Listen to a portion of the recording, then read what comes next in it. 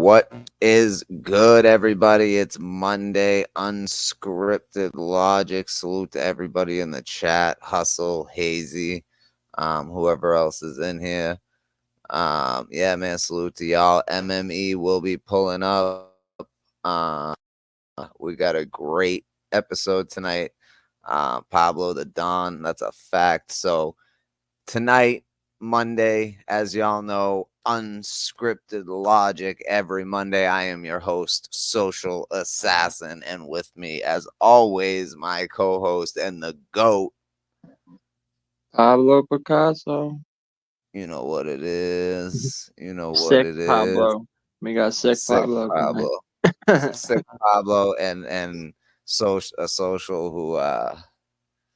who is tired from starting this new job and didn't really have the energy for this tonight, but we got the energy now, so let's go. But to give us that what the fuck is going on with my computer now? What's going on with my computer now?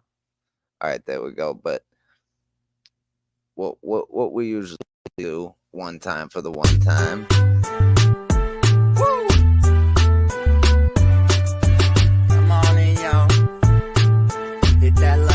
Talking about decade-old battles as though they just happened.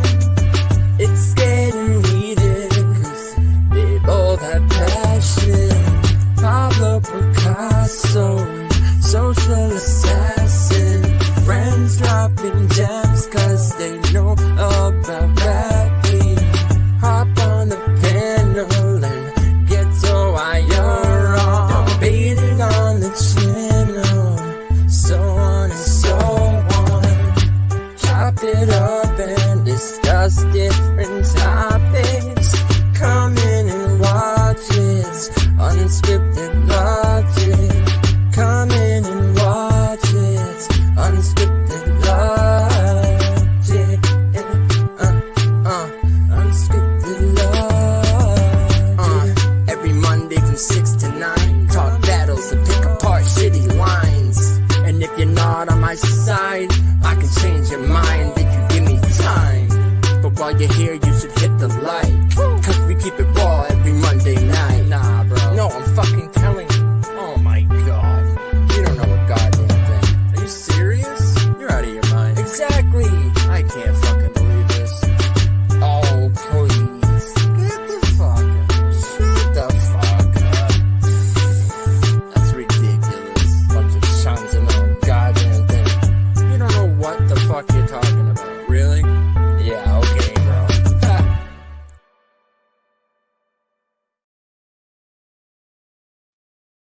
Haha, so it is Monday and it is Unscripted Logic. And we got a guest tonight. We got the Cartoon King in the building. Salute. We're gonna bring him up here. Let's go. Give it up for the Cartoon King, bro. Let's give it up. What's good with you, brother? Salute. Hell yeah. How's everything? Pablo, what's going on? Pablo Pickasso, what's up? I'm just I'm trying to get over this. I think I got pneumonia right now. No, I've been here. Yeah, I was glad to even hear that you was able to make it. Like that was fire. That like I heard how Social just broke it down. Like, but man, heal up. Just that's what it's about. Like, definitely looking forward to getting to have an interview. Like, I definitely this interview stuff is always been interested in it, but I want to start definitely doing it more. Like whenever I get that stuff flowing, I definitely would love to have an interview with you too. Absolutely, bro. I mean, we're gonna cover some stuff today, definitely. Yeah, you can ask some questions today. Absolutely, man. Absolutely. Yeah. That's what this show is about. We just, like Hazy said, the show goes on and we could come up with no topics. We come up here with no topics and we're gonna talk about something, you know. But I did want to start off with something before we get into anything. So there, let me share this screen real quick because I have a question for y'all. Now, shout out to everybody too. Shout out to the chat. Hell yeah, man! So shout out to everybody in the chat, man.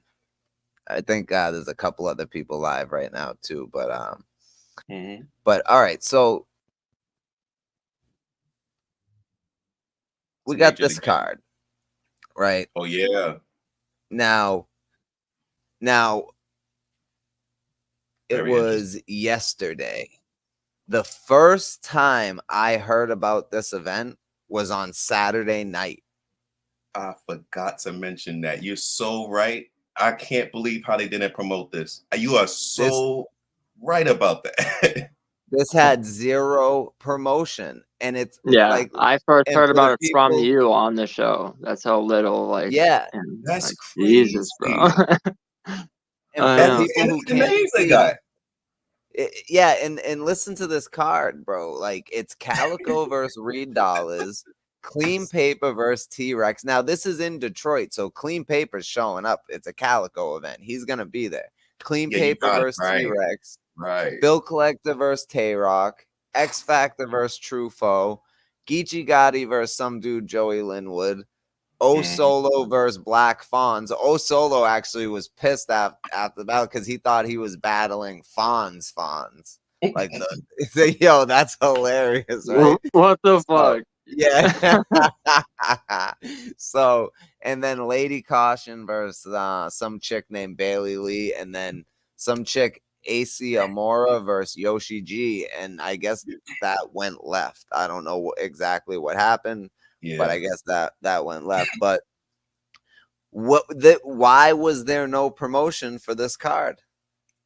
That's a good question. I got two theories about it. Like, I had that in my notes too, but I was rushing at the end of when I was doing a recap on it. But long story short, I think, like, first off, Calico got this is somebody who came in young battling Loaded Lux. So he always kind of had a extra ego about him, like, yo, if such and such, and like, long story short, it seems like, all right, so John, you got Geechee, you got Easy now, all these people who Calico, in his mind, he know he could beat these people. They like, that's how Calico thinks. So I think he thought that, like, promotion wise and sales is just going to be natural because he's who he is, like one of the legends, somebody who still beat Loaded Lux on that situation. Technically, I am one of them people, but that's his own. He definitely feels like he won. You already know, exactly. And I get it. Because I'm like, even though whatever Loaded Lux did was epic with the everything, but you can't, if you debate and if you judging battle rap, and we do that wherever, like, we can't be biased about things. Like, if there's a certain standard, stick to that standard. So my point is, Calico, like, I think he kind of like ego tripped about this too much, and then it put too much energy into promotion and thought that the bloggers was going to do it on their own. And most people don't even know, or the ones who really do know, they say it out loud. Like, they're not going to start promoting people's stuff if they're not going to get paid. Right. Yeah, I think a big thing is just because it's battlers. Like, whenever you have a battler who's like running a league, like, if it's a battler like Calico, like, we don't really see him promote his battles like that anyway. So I think he just like threw together a card and was just thinking, like you said, people are gonna like promote it for him. I get, like. And people on the card, Solo didn't even know what Fonz he was battling. So obviously, and that's the point I was gonna get to. So he didn't even see the flyer. The people on the card, like Geechee Gotti, doesn't promote battles. Clean Paper doesn't promote battles. T-Rex doesn't. Bill Collector promotes battles. Clean Paper don't even show up to battles. T-Rex kind of do, but, Clean Paper don't even show up to battles. X Factor hasn't battled in forever. He's not promoting it. True Foe's not promo. Like, come on, man. This is ridiculous. This is absolutely ridiculous. The only people who were probably promoting it was Bill Collector and Yoshi G. That you absolutely right, but that's only on Spaces when they promoting everything else, though. You know what's funny, though, right. So if you're not on Spaces, you don't know, and I'm not on Spaces. So likewise. I even when I try, that's a different world to try to enter in. Yeah. But the younger ones, though, like, I was a little disappointed that people like let me see. Joey Linwood is someone who they put on a pedestal, but they had this guy named Fat Say So. And I heard of him. I heard about him. Yo, that's a beast. He's a problem. He's so a he was problem. So not to cut you off, but he No, was actually, there was a surprise battle at this event, and it was him versus someone else. They were all surprise battles, bro. yeah. That is a great point, though. Oh shit! But you know yeah, what's he Go was ahead, there. He battled. No, I was just gonna say. So yeah, he did battle at the event. He opened up the card. Yeah, they had two surprise battles though, and I think the second one was an impromptu because they found out that Clean Paper and T-Rex wasn't gonna happen. So that long story, that didn't happen. Yeah, I know. I was trying to hold it laughing when you first mentioned it, and when the chat is talking about it, and so I'm like trying not to laugh, but yeah, Clean showed up though, so let me not listen. Okay, It wasn't Clean's okay. Yeah, because like, yo, that's in your city. It's Calico. Like, you gotta show up to that. Yeah, he was definitely holding it down. He actually, the other surprise battle was Mac Myron versus K Walker. And that's right. And Mac Myron's so fucking dope. I like Mac Myron. Me too. I think he's better than Ill Will, to be honest. Me too. I agree. And like my girl, she's only like, she doesn't really care for battle rap that much.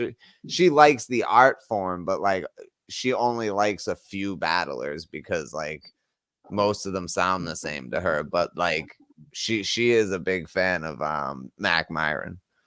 Yeah, at least like recent Ill Will. Like I feel like his last like 5 battles, like I've been really starting to see like the chinks in his style, kind of, if that makes sense. He just kind of sounds the same every battle lately to me. Well, it's weird. It's like I'm trying to think like how to explain it. It's like definitely in the Hitman battle, I started seeing it a little bit, and then definitely when he battled Vert, like it's just something about like the way his setups and like I'm trying to think like how to word it.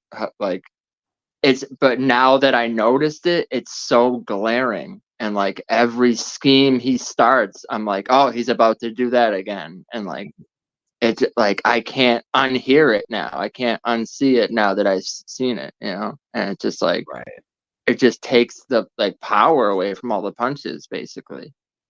Yeah, that's how I feel anyway. But I feel it's like, I mean, I think it will like it, like I think he top 5. So I definitely don't think Mac Myron, but I'll say this, like Mac Myron, exactly like the recent, because I'm looking at it, I think I am looking at him overall, and I'm putting together like this my own little kind of like list going on. So I've been like looking through old battles too.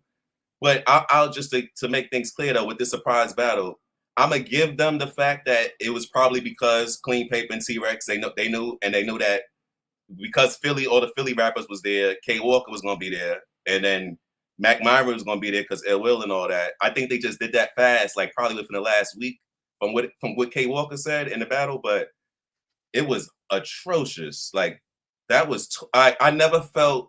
I literally was just thinking about like, yo, this is why virtual battle rappers need more respect. Like you don't get that type of. It was like a Mac Myron started it off. It was a 1-rounder though, so that was like a blessing in his own word.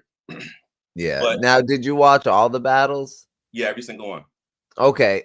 Now, can you? Because I haven't watched any of them yet. Can you break them down for me? Like how do you feel each battle went? Let's start with The first one was that first surprise though. The opener was the first surprise. So I think it's important too, as we go from the first to last, to see how the energy go up and down, especially when that Yoshi G thing came up. Okay. Yeah. So it's like sort of the middle. Yeah. So if you know from first battle to last, if you don't mind, just go ahead and absolutely. That's dope. Word. Nah, all right. So let's start it like this. And I think this was one of my favorite battles. The Fat Say So versus Selly Cell. So both of them, I think this was a good thing. They need to do more of this. Put two of the MCs from the same arena, so we won't really get. This is how they both from Detroit or from Michigan, whatever. But because they're in Michigan, it was obvious. I'm gonna say it now. It was a bias. It's gonna be discussed. But because it was both of them there, you couldn't really be biased. They had to really, the crowd kind of had to really be judgmental towards just the bars. So Selly Cell, that battle was fire. Like Selly Cell, he's kind of like a joke. He jokes a lot. He reminded me of a young bill collector. Like he joking and he's making that a part of his thing. He like starts out right from the beginning, like yo mama jokes and all type of stuff like that, like straight up like a jokes. Uno Lavos type. Exactly, right. Okay, so all right, I like that. Exactly. So it got and he's from Detroit, so he's saying Detroit references with them jokes, and they going crazy. So like he kind of just had like one or two punchlines he threw in there, like that I like, that I really kind of respected. But his first round was kind of like mediocre. Fat Say So first round was better than average. Like he kind of like got a you talking about Fonz, not Fonz, but it's like a mixture of Fonz. He kind of punched like Fonz, but his aggression is on Suge, Shotgun Suge. Like if that makes any type of sense. Yeah, absolutely. And I thought, I'm gonna be honest, because they said we got a surprise battle, y'all, and he came out, he looked just like Soufflé Soul. So I swore that's what that was.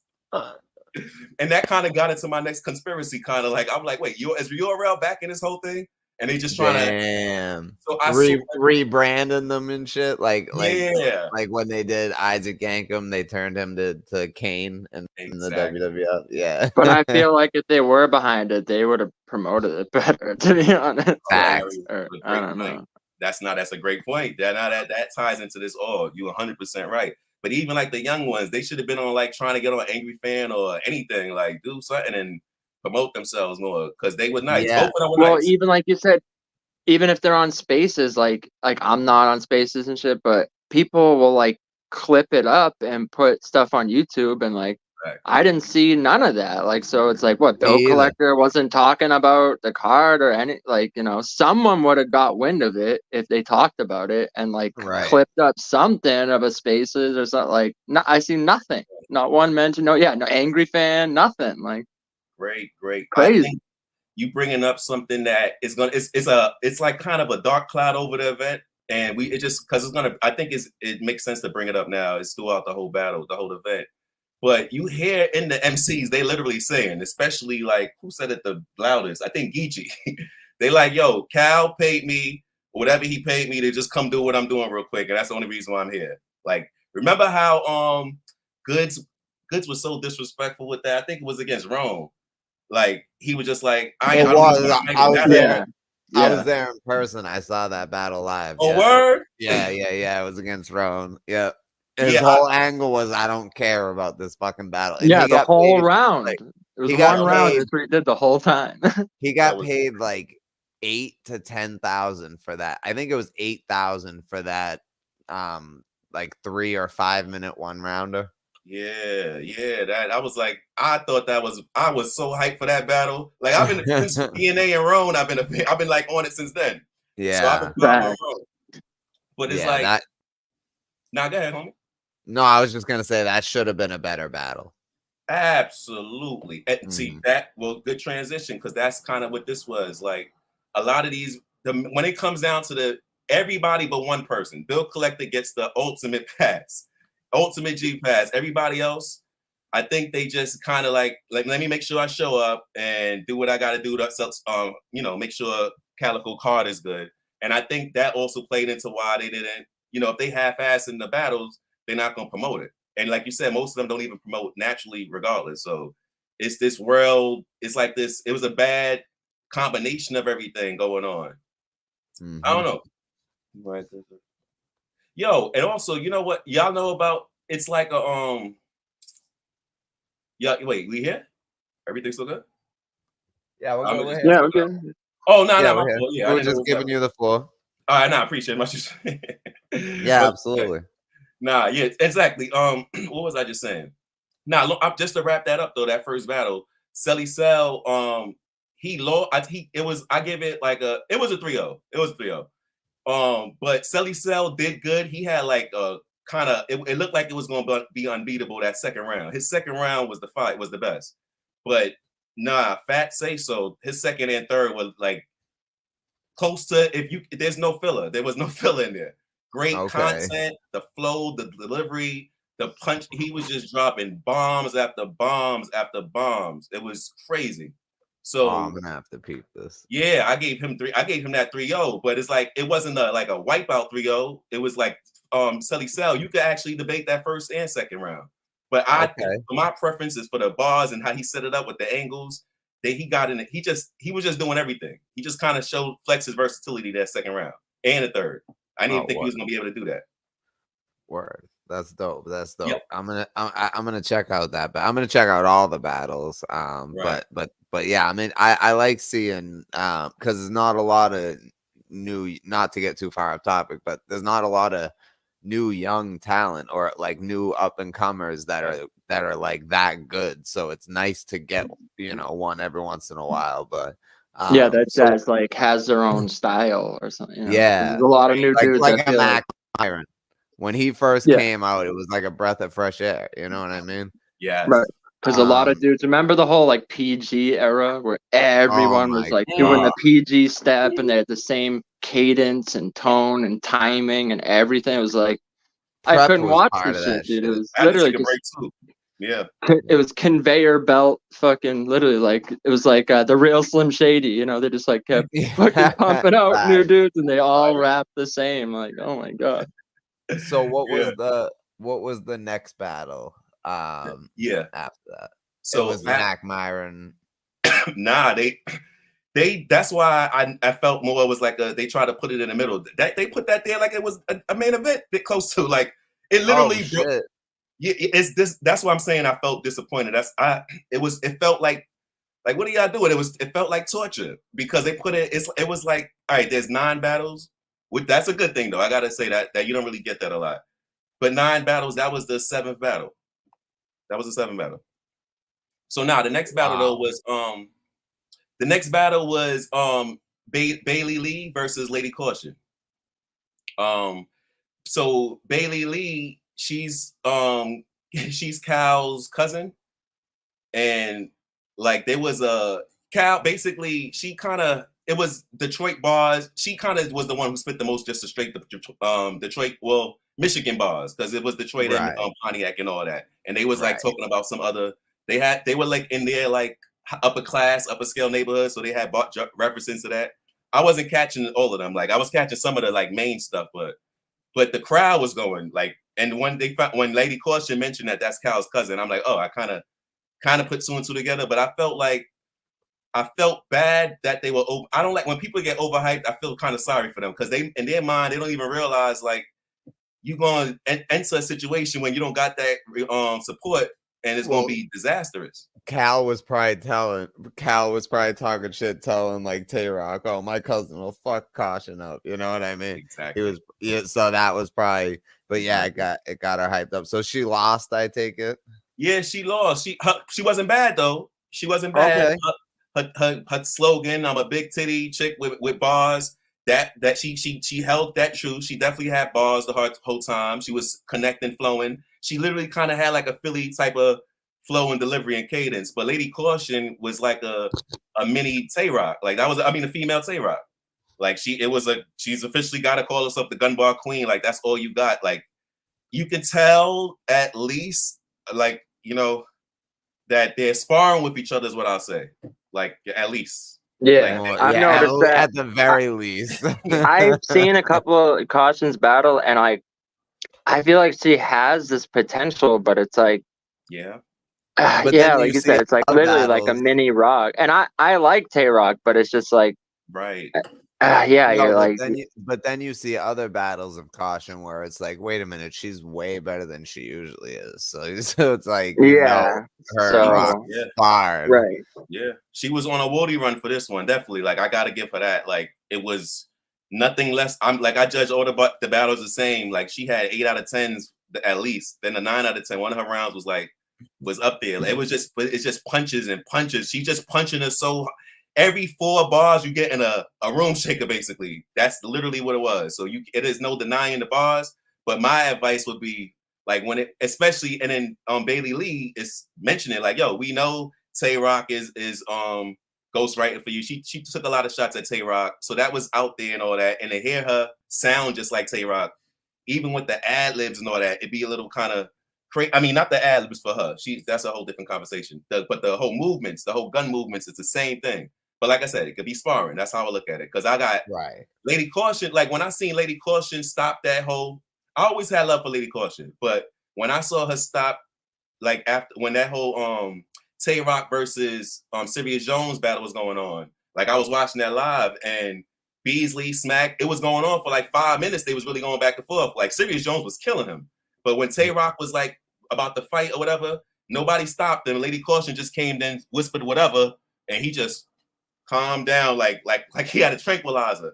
I'm like, yo, that's spot, like, because that's use that power for the right thing. Like I love when people do things like that. So I got mad, I love it. But like I said, I know that was an angle that they use. And we already know, but for female rappers, we hear that a lot about the ghostwriters. So I kind of feel bad for them that comes up naturally. And I like, hopefully they, like, just like when people always gonna. Yeah, but it's like what are we gonna do about it to balance it? Like for just like on some like when people talk about street stuff and snitching come up, if you don't got paperwork, you gotta like kind of, if you don't got some receipt or whatever, it's like, why are you doing that? Like you're really hurting the culture by doing that. Every time somebody here, we want to know that like that is dumb. That is, and we don't want to hear that. At least me, I don't really. I'm not like that's why I kind of like. You can't really be into Drake. Like I don't. Nothing until that get cleared up. I can't really rock with that. Like this is not R&B to me. Like R&B, I get it, but whatever. Like that's how I am personally. I'm like a rap junkie into that.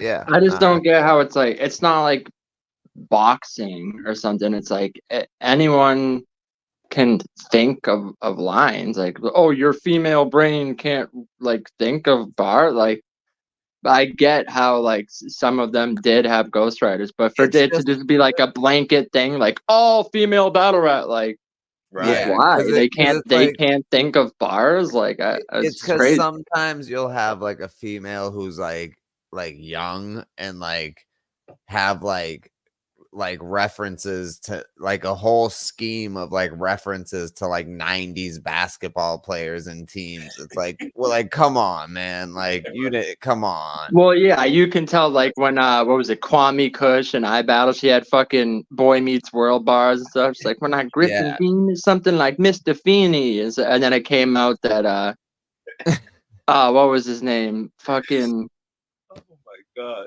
Oh, why can't I think of his name? Lotta Zay wrote for her apparently. So and it's like as soon as you found out, you could just tell the cadence, the patterns, everything. It's like, oh yeah, clearly. How did we not see that before?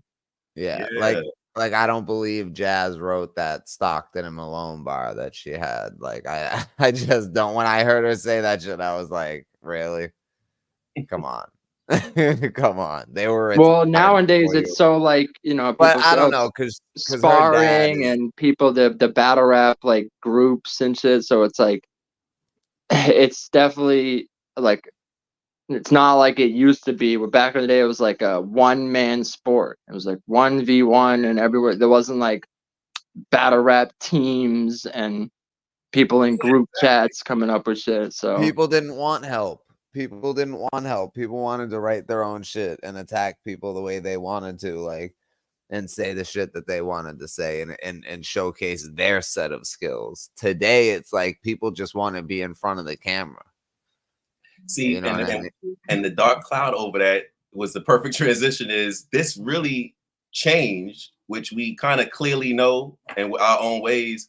When it got into the mainstream or caffeine ever, like I'm not saying that that's the epitome of when it happened, but when did we ever hear about? We hear about this from multiple sources that there's writing rooms where they literally you go in and you hear all the battle rappers previewing before they battle. They're like they're so this is something that we already kind of as a culture we accepting or being quiet about, and it's like. I don't even know. It's a weird type of situation going on. There's nothing we can do. There's really nothing we can do about it. Like, what are we supposed to do? Eat like as much as we could all revolt and complain and stuff. The only way to like stop something like that would be for everybody to boycott battle rap until it stops. But that's never gonna happen. Nobody's, there's no way you'll be able to get everybody to boycott battle rap. you know. Yeah, Well, no, I mean, from a business like standpoint, I can understand like wanting the best product.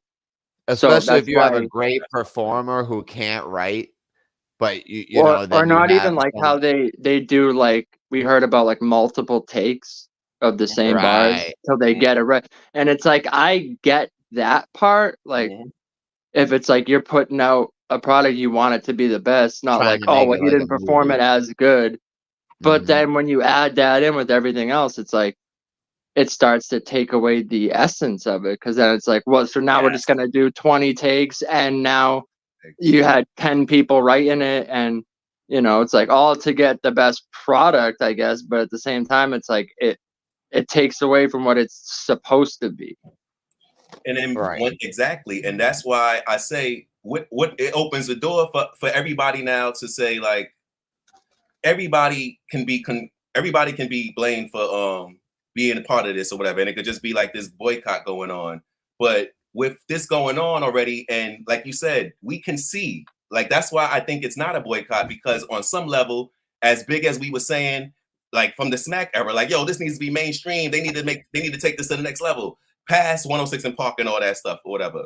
And Right. then when they did it, and they trying to polish their product, we can see that as entrepreneurs, but we don't everybody's not realizing that the danger in that is the MCs are looking at it like, oh, so we don't really gotta be real. We can like just be acting, we can just play this game, and I don't really gotta be nice. Why not just Yep. get a ghostwriter and get paid then? If they paying all these big bucks, it's like Fact. it's opening the door.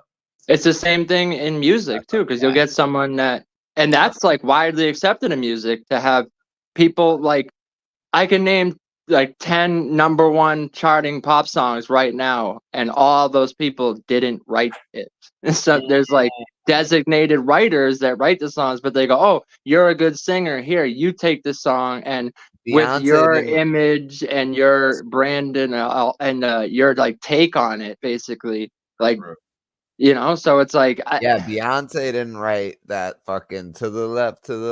yeah. Future wrote that shit. So that As it's like I think. I'm it's pretty hard sure. to be like, You know, someone did. to cut it, because Yeah. if you look back even at remember when Hitman Holla battled Farrah Funeral like in the hallway? I don't know if you guys remember that. It was like, this was 2010 Smack or something. It was like Right. on the spot because they were all in the hotel, right? Right. But Right. even in that, you could Right. see all the dudes were in one room, clearly helping him come up with stuff to battle, because he's like, oh, you're not going to lose to this female. So they were all in a hotel coming up with bars. And then Farrah and Shuni were in the other room, like writing with each other. So it's like, and no one batted an eye. No one was like, oh, what, you're all helping to write to beat her? It was just like, no one cared because it was the entertainment. And it was like, well, it was kind of on the spot. But it's like that kind of opened the door for this. We've seen it all the way from back then, you know. So how about like I'm a Chilla Jones is probably like Murder Mook and them was like, I definitely was fans of them, because like I said, I mean like I didn't say it yet, but I used to be battling and all that. I was rapping and all that stuff. So and I'm in New York City, so Word. I mean that those words was going around and all that stuff about these guys in Harlem, and then it was this thing between Brooklyn and Harlem naturally happening. I wasn't really a part of about that. That's kind of probably why I stayed away from a lot of that times they went up there. But my point is, like, Chilla Jones is the first person who I'm like, yo, this is battle rap is something you could study. Like that scheme and style from the JC battle I was on it. So I'm just mentioning all this. I followed Chilla Jones, well, the first half of his career, like up until the Cody thing, like every move he made. And when he had that battle on the rooftop, remember that battle on the rooftop? And he was like, yo, I wrote for your top two. Yes. He wrote for both people. Both sides.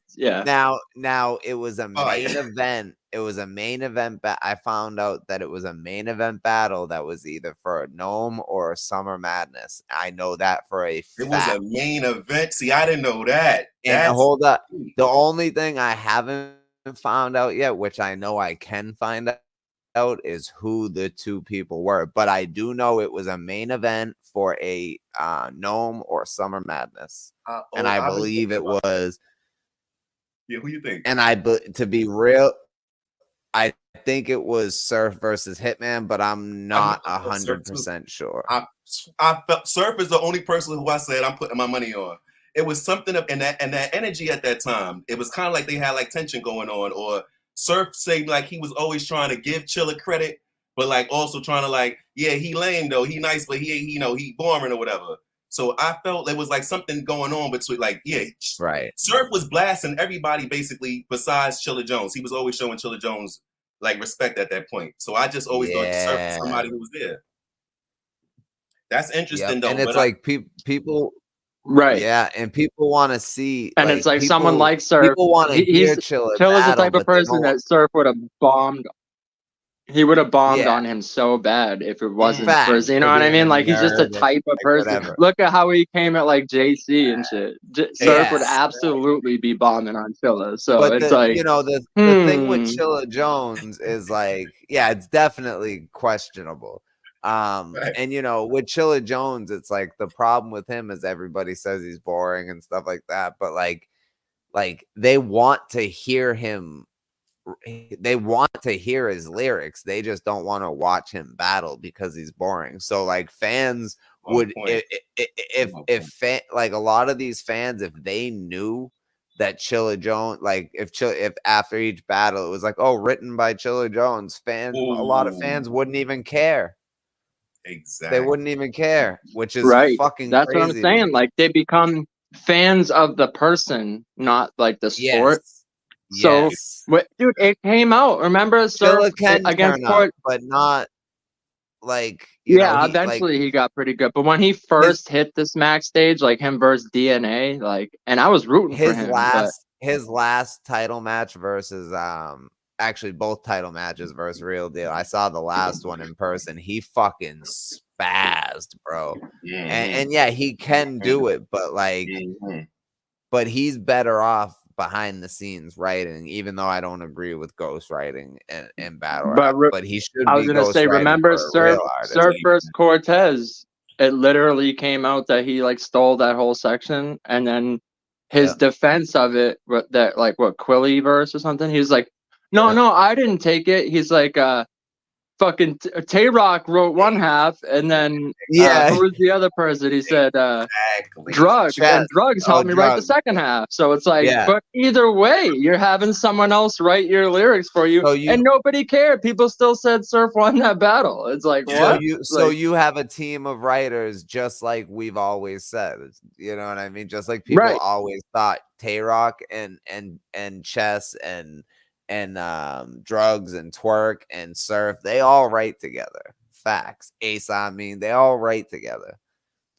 Yeah, at this point, we got to look at that as everybody who's in a team or whatever, y'all linked up and it's open. We know that y'all openly doing it, and other people are doing it behind the scenes. That's probably, I don't know how that works exactly, but I'm pretty sure that, like, see, this is another thing. This is what I'm saying. Corruption is just going to breed more corruption and all that type of stuff. It's a cycle. Like things in life is a cycle until you stop those cycles.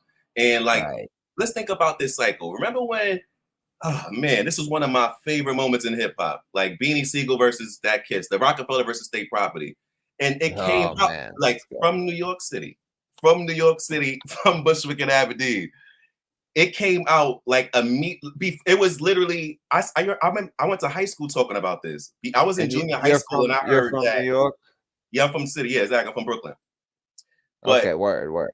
Yeah, I'm from Bushwick. I was kind of raised in Bushwick. I was born in the Bronx, raised in Bushwick for like until probably the end of high school, and then I went to Bed-Stuy the whole time, the rest of the time, and then like in the military and all that. Damn. But okay, wow. Yeah, but like the point that I'm saying is we was hearing that, yo, there's this line that I'm about to sun kiss like a soda. We just heard that line and we were just like, oh, they're gonna kill. We thought it like we heard it was like Jay-Z or whatever, gonna kill Kiss or whatever. So that was the rumor going on for years, if not years, but it was like at least a year, maybe I'm gonna say a couple of months, I'll say, before we officially heard that drop.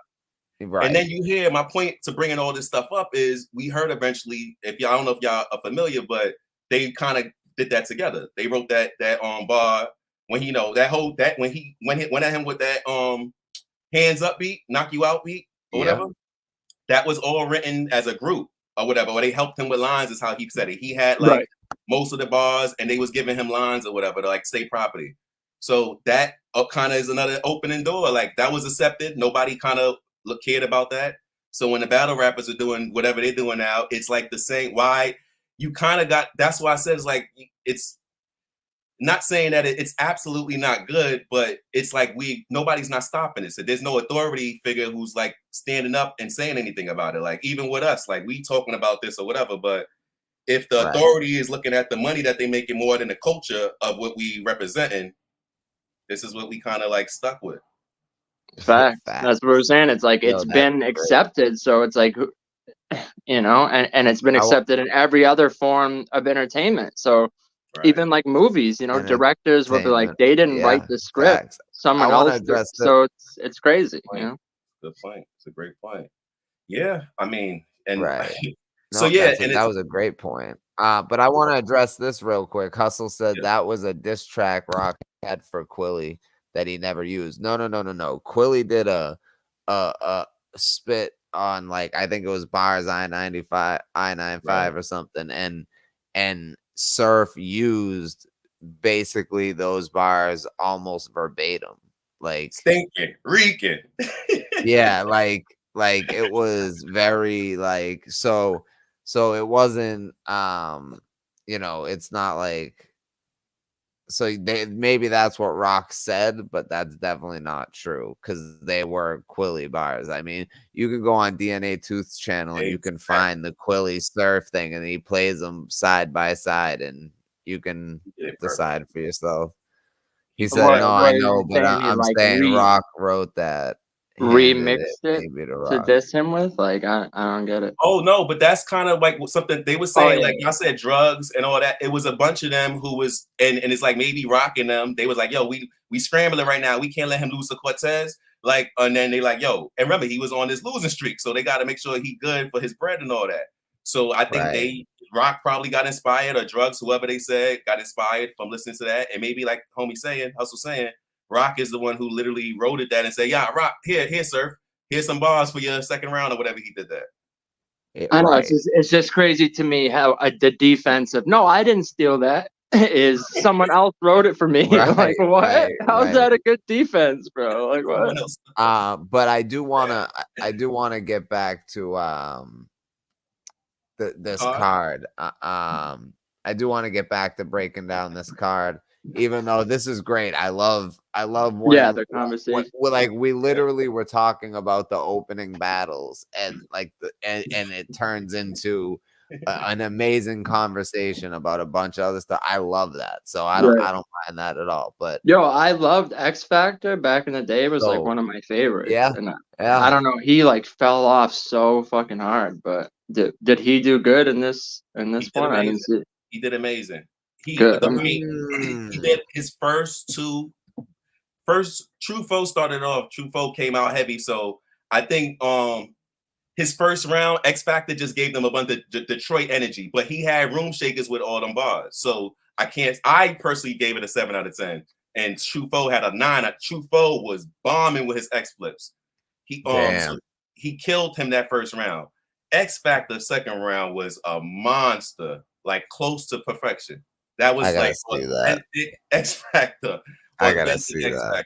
We didn't get the priorities, but you got every single thing else you can expect from X Factor. And let's go. He had a True Foe. True Foe was killing. The second round was fire too with the X Factor. It was the X flips was kind of too much for me. But he had the angle about how X Factor is a firefighter. He's like, yo, you won't be against you ain't ready for this to be against his heat. So had a haymaker like that.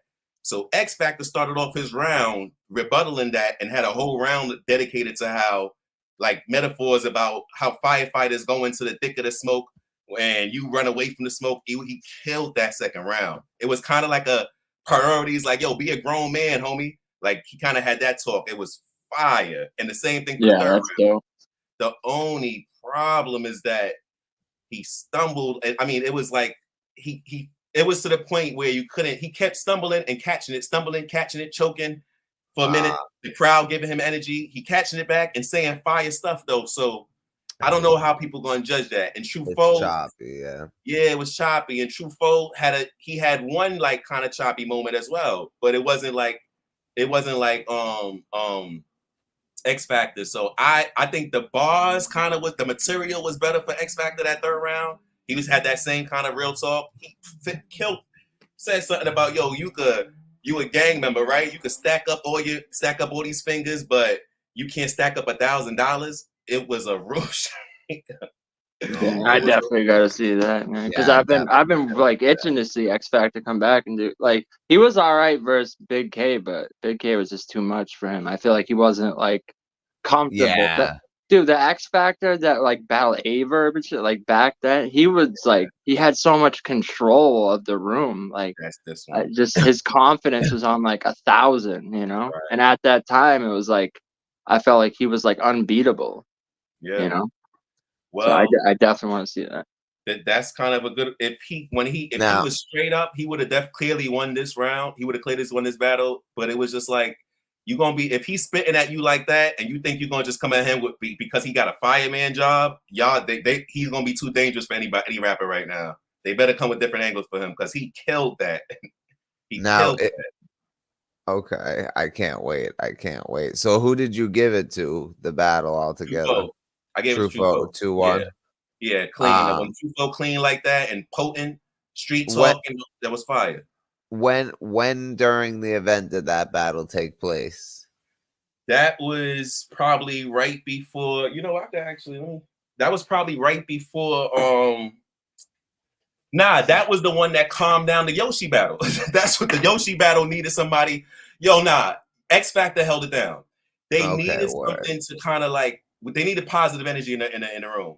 Asiamura, though, I guess we'll get into that battle. Asiamura. So it was Yoshi G and Asiamura, and then it was X Factor, True Foe, Bill Collector, Tay Rock, and then Calico Reed Dollars. Mac Myron and K Walker. I don't know why they put that. It was Mac Myron. Oh, that's right. Then Geechee Gotti and Joey Linwood. Then Bill Collector, Tay Rock, and then Calico Reed Dollars.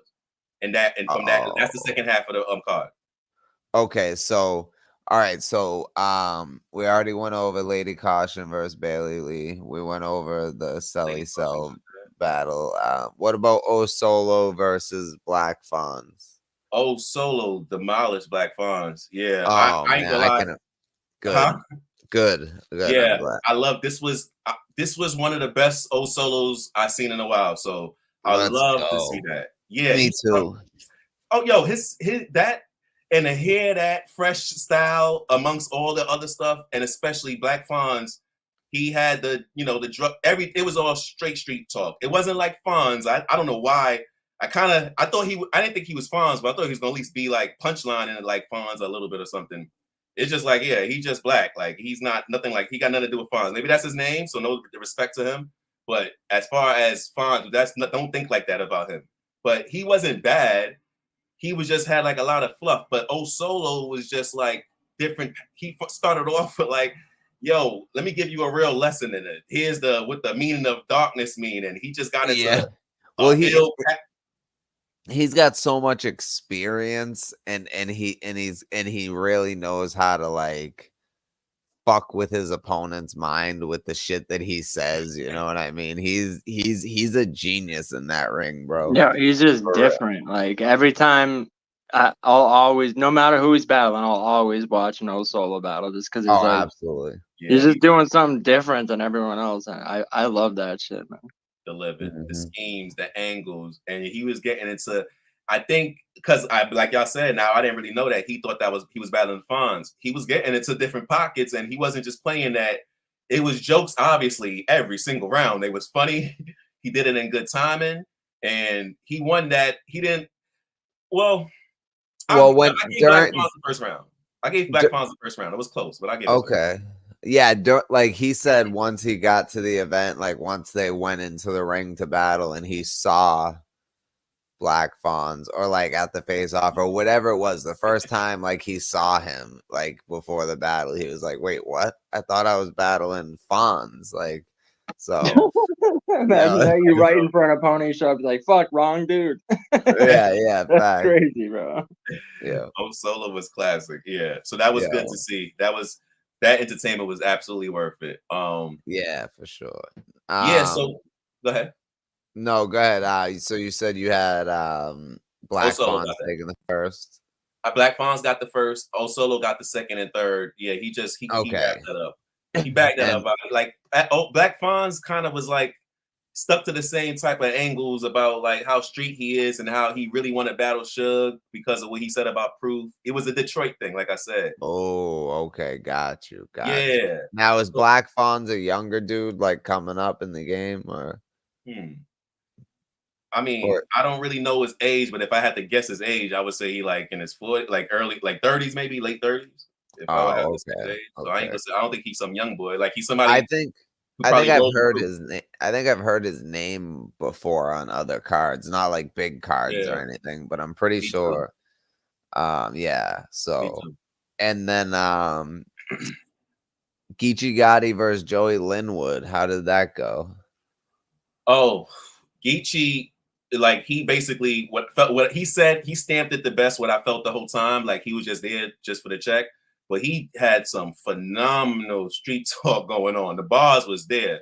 Joey Linwood is nice. He's definitely that's new talent. He's they put I'm assuming because they hyped him up so bad. They hyped him up like he was on a pedestal, basically. Like, yo, this is the next guy. He should basically be main event type of talk. Is he from Detroit? Yeah, he's from Detroit, exactly. Okay. Right. So he's nice. Like he could stand toe to toe with like any of the newer ones, basically. But he just had a battle with B Magic, I guess, and it dropped on. It just dropped 6 days ago. I gotta see that immediately. He's send nice you the enough link. for me to go see that immediately. Oh, much respect. I'm gonna send it to you on Instagram right now. He lost every round though, but so that's why I had to make sure I give him his proper respect. Is Geechee's? I judge it with the stumbling and all that. Geechee, you know how Geechee has his traditional repeating and stumbling the bars. Yep. So Geechee material was so good that he still got like straight 8s out of 10s out of all his bars. He had some rounds that if he wasn't stumbling like that, it would have been 9s and 10s.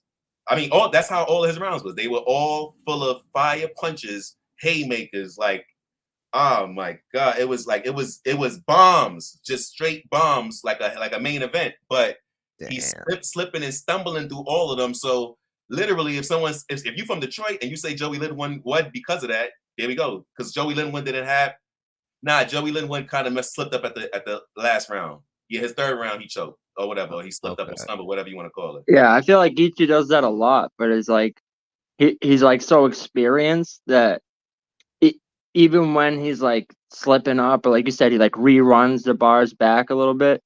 Mm-hmm. He still even while like slipping, the delivery is still like polished somehow. Like he's very so clean. I feel like he like for a battle like this, he probably wrote like 2 days before, like the day of, and it's like it don't even matter. Like I'm gonna get through it one way or the other, and I'm still gonna deliver it polished, even if I'm like stumbling in between. Like and somehow pulls it off every time. It's like what the fuck? Joey Linwood also battled the Saga. So that's dope. Somebody had a fire. Oh no, we're gonna get to Bill Collector. I'm not a huge Saga fan, but still that's a good look for him. That got 2.6 thousand views and it came out 3 months ago, but he battled B Magic and that dropped 6 days ago and it's already got over 5,000. So yeah, B Magic.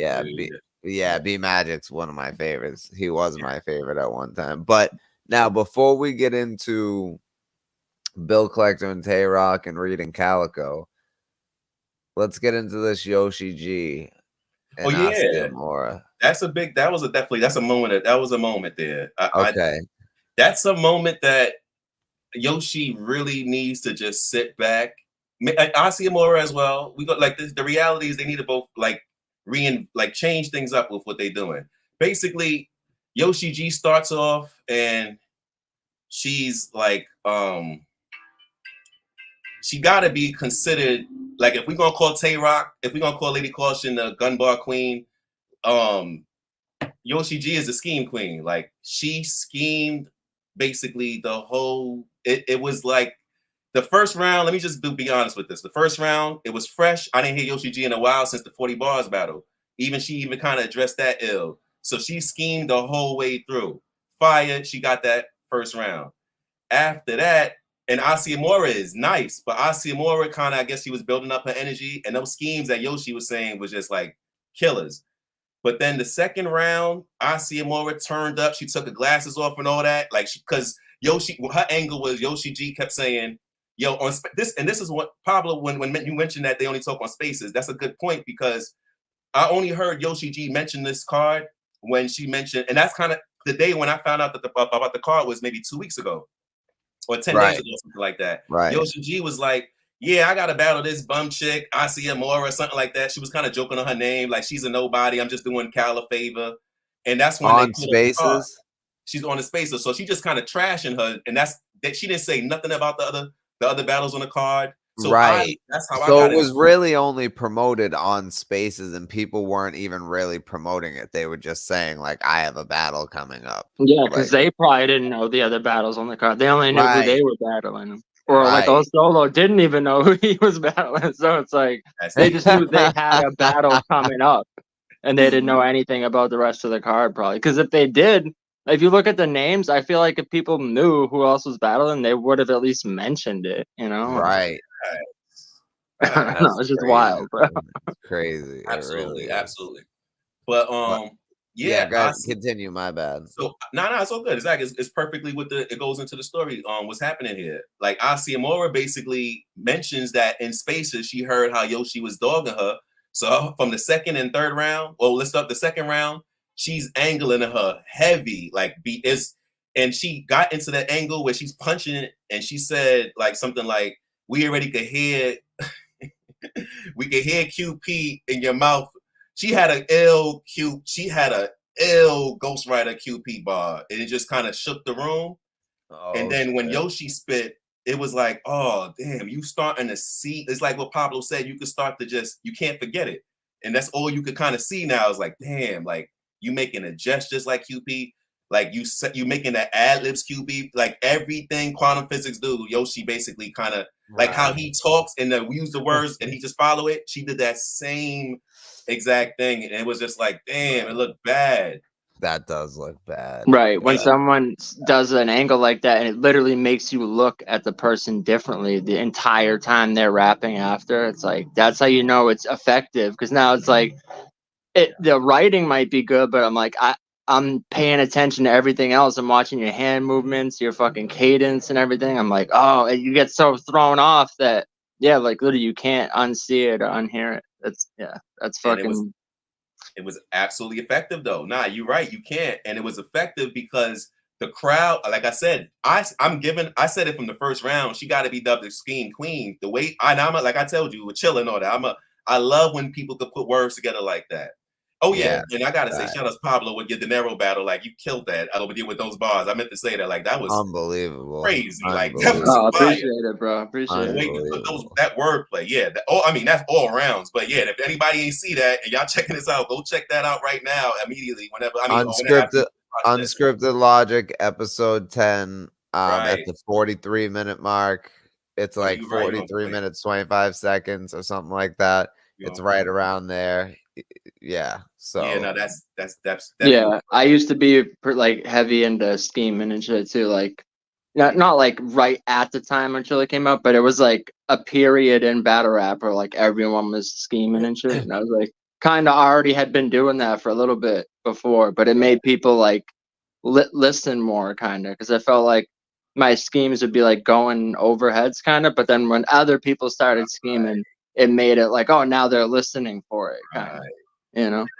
I think people still need to watch things two or three times to really fully, because even when you do catch the scheme, it might be something else. Like what I heard, you said it right, how you was adding in the flips and all that with it. It wasn't just scheming. It was like you was doing other stuff within that. So like that, that's why the other watches is good, and that's why schemes give you the replay value.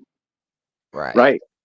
I think like from Especially the 2012 ish. depth of his schemes. Yeah, 2012 ish. I feel like schemes kind of really took off, but then people fell into the trap of just scheming just to scheme, you know, and there would be like they would reference like a cereal, right? So like, if I cheer EO this lucky charm, then and it's like, what the fuck? Now you're just listing things.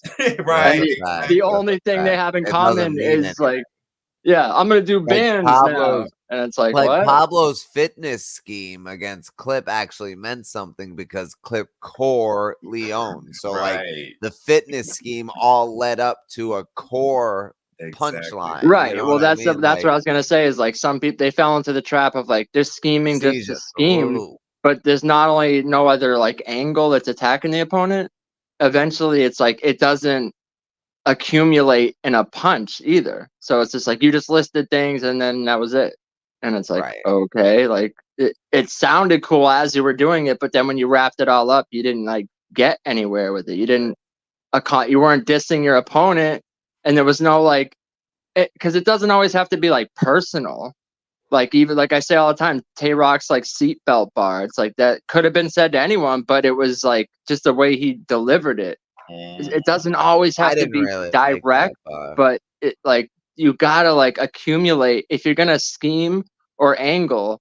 You gotta like accumulate it in like a powerful ending. It doesn't even have to be like a punchline necessarily, but there's got to be some weight to the ending of it. And I feel like a lot of people when they started scheming, they just like they didn't do that, you know, just to show that they can do it. Exactly. I think you were right on point with that. And I mean, that kind of, it goes as a perfect transition because like Yoshi, it was fire, but when you just doing that and now Asi Amora is coming at you with punchlines, haymakers, angle schemes, she's doing everything you're doing plus more. And even though you got a writer, this is where you can, she started to hear that, oh yeah, that's the most important part. Asi Amora she from Chicago, she not from Detroit, but she got like, she was getting crazy reaction that second round and Yoshi wasn't getting that reaction. So the third round, Yoshi spit, she got her rounds through, and it was so it made it through the third round. Okay. All right, continue. Yoshi, yeah, exactly. Yoshi went first. So Yoshi spit her first round, and it was like it was solid. Like I said, I can't give it more than a 7 out of 10, but it was good. It just wasn't, it's the same. She could have it's what like went left about it though? Huh? What went left? I heard it went left. That's what we're getting to right now. So Yoshi, okay, all right, go ahead, my bad. Yeah, no, it's all good. But it's because it. Look, this is what I'm about to say, right? Yoshi, her first round, her second and third round sounds like it's like the same exact wordplay patterns. She practiced the same exact way and just had different words. So it looks real bad when you look at it like that.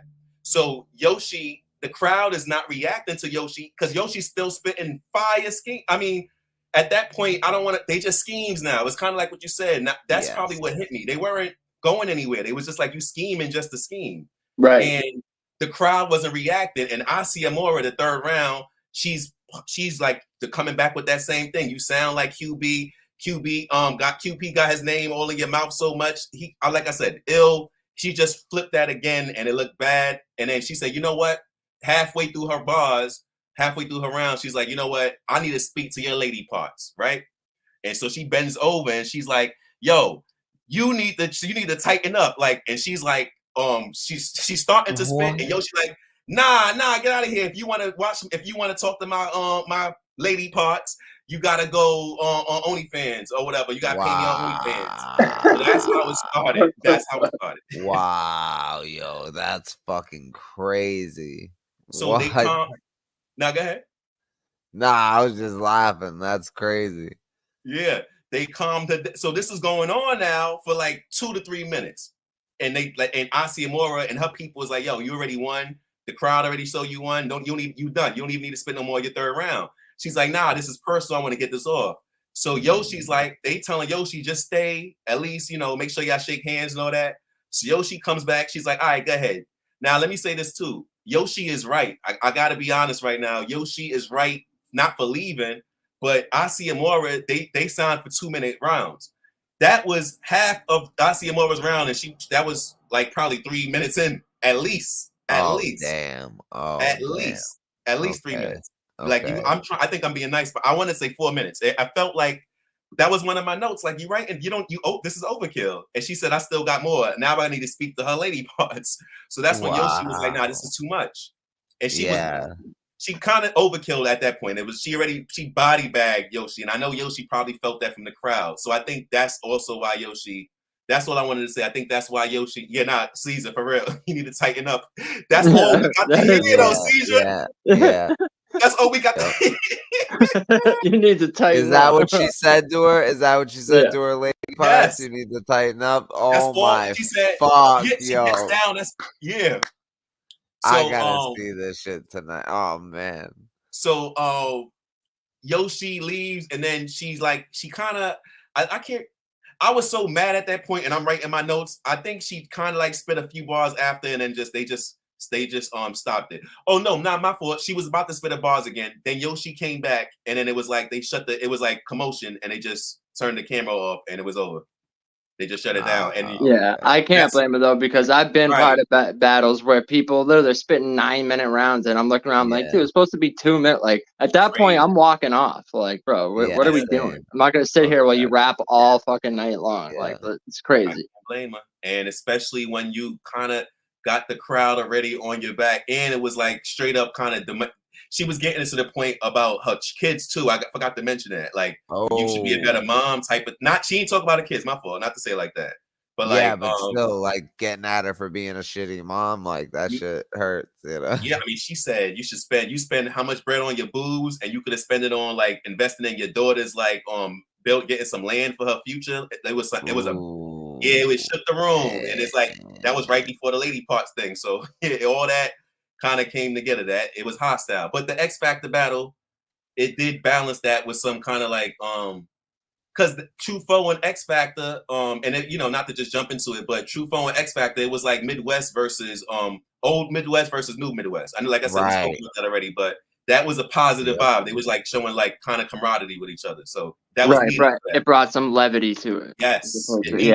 Sometimes that there'll be all the tension in the air, and just the right battle at the right like placement can like just add some levity. It takes away from that whole like tension in the air and shit. Right. That's exactly what that did. So we've talked about every battle except the last two, right?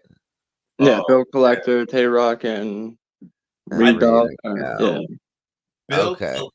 Bill Collector and Tay Rock is the actual. I mean, it went before Calico and Reed Dollars was the main event, clearly. But as far as like with bars, absolutely, Bill Collector versus Tay Rock was the real main event. Like that's the reality. That battle was Bill Collector. I've never seen. I'm ready to debate anybody if they want to. Bill Collector didn't have one bad bar in all 3 rounds, like 10 out of 10. Was it like the Bill Collector from like the M City battle type shit, or was it like the John battle kind? That era of. No, I don't think he don't rap like that no more. He's probably more like the password Bill Collector. Right. This was, I think Bill Collector's. I think his second two. I think what he did in Bad News. I think it was the second and third, or his first and second. He did that all 3 rounds for Tay Rock. That was pressure. Tay Rock was even saying that every time Tay Rock spit, he was like, "Yo, I just really came here to just show Cal love. Like, I didn't know you was gonna go crazy like that, Bill. I thought we was cool." Like Tay Rock said that the whole battle. Like that's how you know Tay Rock stepped up his second round. So Tay Rock's second round was looking like undefeatable. Because he said, "Yo, I wasn't really planning on doing this. I'm getting ready for A-Ward." So he talked about that the whole battle, and you could tell like he's really worried about A-Ward, his A-Ward. Well, Tay Rock gotta understand that like Bill Collector's taking you very serious because this is his only chance to battle. Well, I feel like this is a battle that. But I do hold on. But I do. But I do understand Tay Rock's point of view because like if he loses to A-Ward, that's gonna look really fucking bad for him. In his mind, I don't know if it necessarily will to the majority of the fans, but to Tay Rock, it's definitely gonna affect him. Yeah, same thing with Averb and A-Ward. But But I feel like Bill Collector, he probably had like at least rhyme, maybe not whole rounds, but he definitely had some shit in the tuck for Rock, like, because he knew at some point he's gonna probably want to bet. He's probably been putting together rounds for Rock for a couple of years. Like, let's be real, you know, like that, like a masterpiece. He didn't. Every round was on a different topic. He Yeah, did that it's like a masterpiece. for Tay Rock to think like, oh, I'm just coming in here doing this for Calico, like I'm battling Bill Collector, and not think that Bill Collector's coming to take your head off. It's like, Tay Rock, how long have you been doing this, bro? You are Tay Rock. When someone battles you, especially another name, they're coming to kill you, bro. Like, but what's crazy is like Rock on the small, like he's had a few battles like on smaller leagues lately, and he's going off like him versus Febo and shit. It's like he's snapping, and it's like, but he takes time off against fucking Bill Collector. Yeah, well, that's what I'm saying. I'm like, wait, what? Like, why are you? Exactly. Oh, and that is a good point. I felt like he did that knowing that everybody, he knows Bill. I've been on Bill Collector right now is my new, he's like how I talked about Chilla Jones. That's how I feel about Bill Collector. Like Bill Collector's a new, like bar for bar. I don't feel like anybody right now is messing with Bill Collector. I don't Loaded Lux. I'm talking about I used to anybody. be a huge Bill fan. Like when he was new, like his M City battle, his Tech 9 battle, his John battle, like back then. Like, yeah, Bill Collector's fire, man. He really is. Yeah, but he didn't really have like bars back then. He just had his swag swag. Like, he just. But, so now he's like incorporated bars into that. Like I did like his run in the tournament. Like I forget who he battled, but him like versus Mike P and shit. Like he battled Pass in the finals. Oh yeah, I wasn't even talking about that tournament. I was talking about the URL tournament. Okay. You know, like even in that tournament, he won that one. So like that whole run that Bill was on, like he incorporated like bars into the performance and shit. And like, he's definitely deadly right. The only person I could see like clearly beating him is like Big K if they battle. Yeah, me too. But still, I'd like to see it. Now, he took a mean shot at Big K. Perfectly, you said that. He took a nice shot at Big K. Oh, I know, because they went back and forth with this records. I don't know if you listen to those. Oh my god. Big K is fire on the track too. But so would you say that that actually Big K has a song with Ilmac called Know My Name, which is absolutely insane. But I love that song. On the track, Big K is a problem. So I didn't hear that. I gotta hear that. It's called Know My Name. It's Ilmac and Big K. But it came out like right after they battled, kind of. That song came out like right after. Yeah. But so you're saying Bill Collector won 3-0? Now, but I gotta put respect on Tay Rock name. Of course. Tay Rock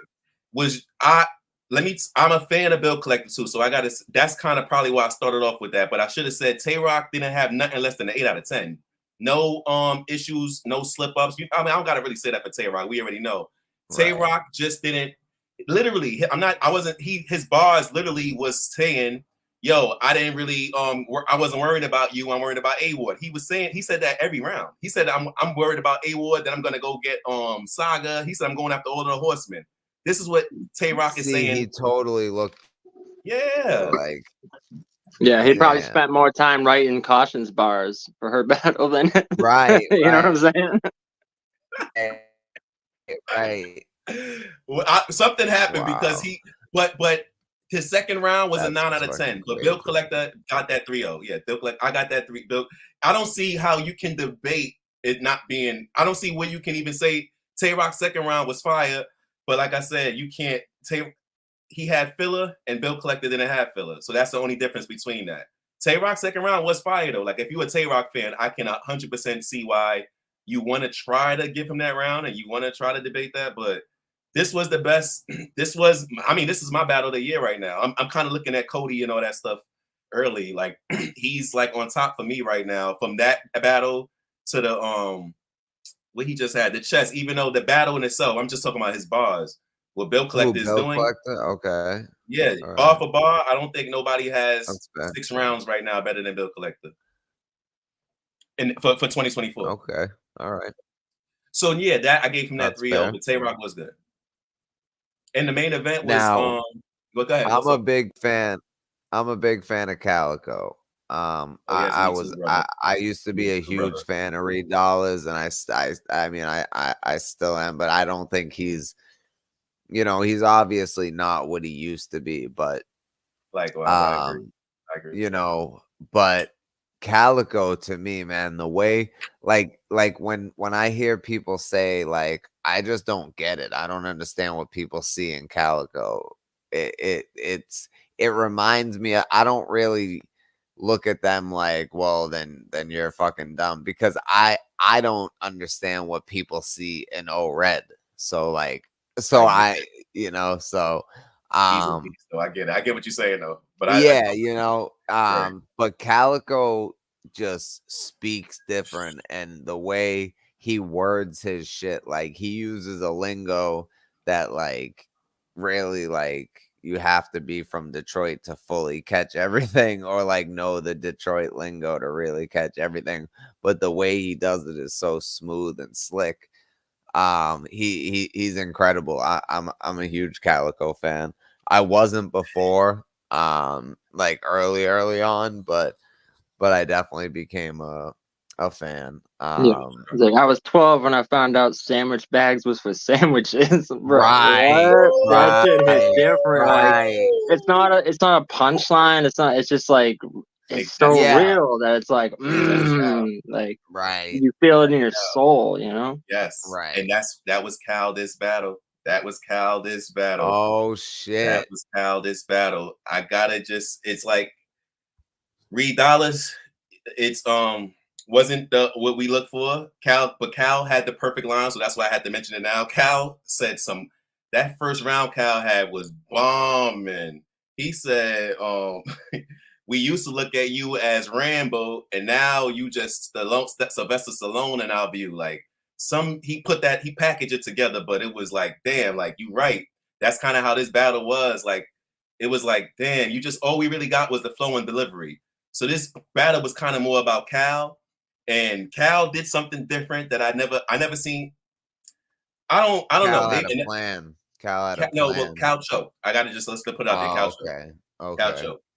Cal, it was the second he had 2 chokes. Cal's second round he choked, but the material he choked at the end, right at the end, and the material was so good that after I took 2 points away, it still was enough to at least be tied with Reed Dollars, like 7 out of 10 round. In the third?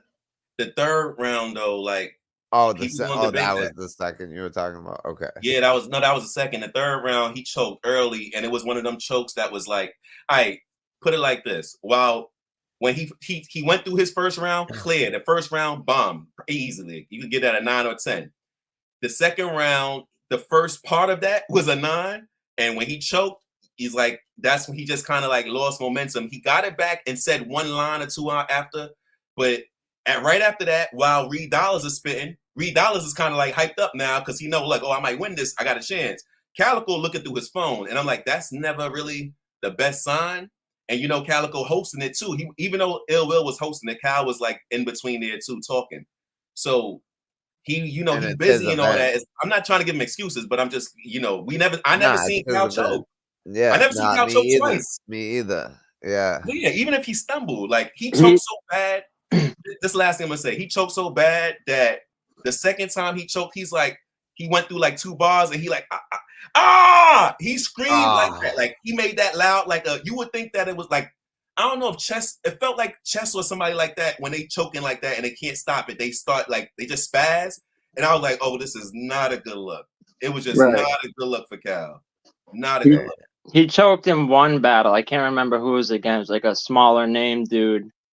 And he started fucking up and he was like, like you were saying, he was like getting mad. He's like, this never happened to me before. This never. And he started like running it back. And I remember that. But it wasn't. I forget what league it was on. Like a big. It wasn't That's a why big. He said it was a small league. They probably not promoting that after that. Yeah, right. You pay him extra to not promote that because like I said, I'm glad you did that though, Pablo, because I'm like, damn, like I don't remember seeing him choking and to choke twice. Like that's why I started to say it gotta be you hosting this your first time hosting and maybe you thinking about things, but right at the end of the day, I technically had to give it to you re-choked the third round. So that's why I was able to, because I would normally just give it to the person who's more professional, but Reed choked, so it was like a breath of fresh air, to be honest, because it was bad. I ain't gonna lie, like hearing Reed, and people who like Reed, I love bars and I love the original Reed, like where you punching while you got that phenomenal flow and delivery. But if you just come in with the Philly flow and delivery, and you're not saying nothing between. It's nothing. There's just like it doesn't work anymore. Yeah, all you saying is blackface is the real OG. You never sold any keys. I'm this, you're not that, and that's all you're hearing every single. Oh, now to mention that though, Bill Collector went crazy when he hit the second round. He dedicated to the Briz, and that situation. I just had to mention that. When y'all look at the Heat, nobody did that, and nobody talked about Fred better than Bill Collector. That's all I'm gonna say. Oh, okay. All right. Word. Bill Collector, yeah, but not that's why I said that was the real. When I was looking at that, I can't wait to see that shit. I'm thinking about Bill Collector rhymes that I missed. Like that's what I was thinking about during that last battle. I mean, I'm paying attention, and trying to write bars, but it was just more. Once Reed started slipping and he started stumbling and choking. Now he choked because he was just like, nah, hold up, I'm gonna get it. I can't believe this happened. I'm gonna get it. So that you gotta kind of caught at a choke. He got it back though a little bit. He got it back a little bit, especially with his style, because like you're saying, it's like he's not really like there's no like crazy schemes or like the bar. It's very like simple and like you said, like I got the 45. I got this in the back of the car and all this shit. It's like, oh, okay, cool. But it's like the times have kind of changed where it's like, Cal will be doing like some real talk street shit, but it's like you got to do more. Like, got to incorporate other things. And I feel like there's been recent Reed battles just like Reed. Well, that's what I'm saying. I'm like, there's been recent Reed battles where it's like I felt like he was getting a little better, but it's still like it's like feels like it's missing something. So especially when he starts slipping up, his style is like based on momentum, basically. And my brother, how y'all feel about how y'all feel about Reed versus Easy? Because I thought that was I'm not saying that was the best Reed, but I thought that was I kind of was expecting to see at least that Reed at the left. I thought that was like he was kind of impressive there. Or like, how do y'all judge that? I thought Reed won that. I had Reed. You didn't. I honestly did not watch the battle because I was like, you know what? I feel like this is gonna be too friendly. Oh no, wait, that's not true. Right. I watched the first round, but I remember thinking this is gonna be too friendly of a battle. Like no one's really gonna go at each other like that. You were right. And all the stuff that he said that Reed said in the face off, that's when I knew. I'm like, okay, well, he already said in the face off everything he's gonna like the shit that he's gonna expose Easy for, like he's saying in the face off now anyway. So that was a good Reed though. I like that performance. There was the first round that I saw, it was good. I did like his first round. I think I don't know if it was the second round or something from Reed. I'm trying to remember. There's another battle he had more recently or within the last year or so that I was like, oh yeah, this Reed right here. He was there was a Reed battle recently. Did he battle Real Deal recently? I don't know. I know Tay-Rock battled Real Deal like a year ago or something. That was pretty good. Yeah, but I swear Reed did too.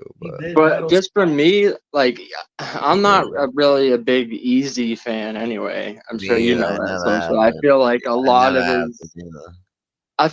of his shit's just like gassed up. Like the punchline, I know it's like all he does is like drug talk, but even the drug talk sometimes to me don't even be making sense. Like when he said he goes, oh, I put a Confederate flag in front of the meth lab and it hasn't got raided yet. It's like, okay, bro, I'm pretty sure a Confederate flag, that's the first place they're going to look for a meth lab, bro. What are you talking about? Like, it didn't even make sense to me. I'm like, what? And people like went crazy for that line. I was like, that didn't even make sense. What the fuck?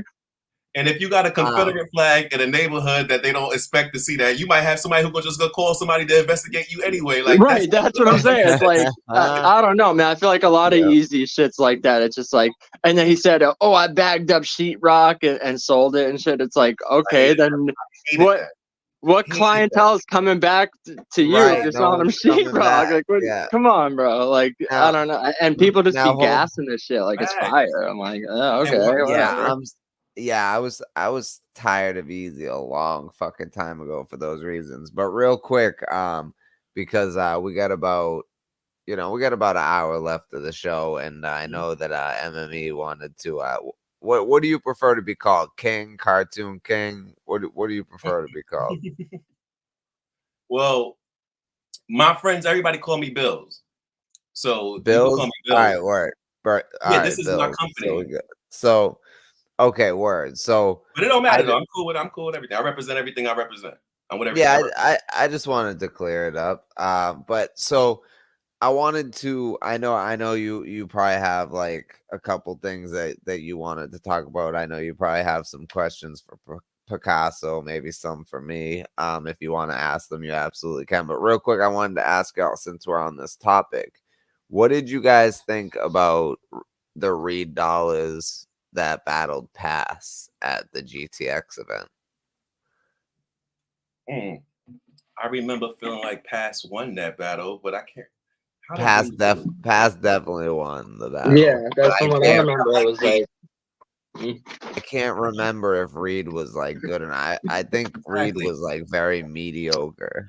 Right, that's what it. But you know what sucks about that is that, and I don't want to get too far off topic because we only got an hour left here, but like Passwords and Reed Dollars Pass came up in the Bay and Grind Time. Reed Dollars came up in Philly, and they just kind of like were on this trajectory, and their careers were bound to meet at some point. They were bound to cross paths at some point because they were basically the same. They started at like the same age on different coasts, and they both were well respected in their areas, and Pass definitely was more active throughout the years and stuff, and I think that's why Pass like won. But I feel like that battle should have been way more monumental.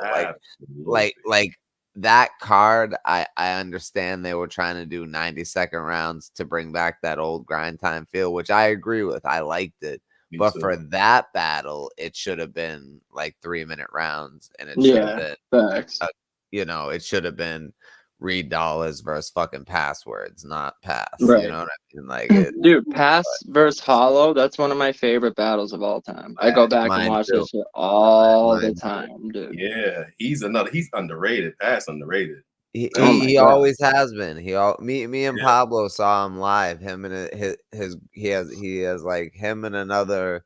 It's like a bunch of dudes from the Bay that are like local rappers that were solo rappers, and they tour together, and they're not a group, but like they'll go on stage and like they'll put on a beat for one of their songs, and like that dude will rap his song. You don't even realize that that's what's happening because the other dudes are getting involved too. So like, but really that's what it is. It's like they're all just performing their own shit like together, and then Pass does a fucking like 60 to 90-second fucking acapella crazy ass battle raps verse. That's insane. I got it on my phone somewhere. I'm gonna post that on my channel. Grand Nationals, the name. Grand Nationals. Yeah. Grand Nationals out of Oakland, California. So, but yeah, man. So anything that you wanted to get into? Anything you know? Yeah.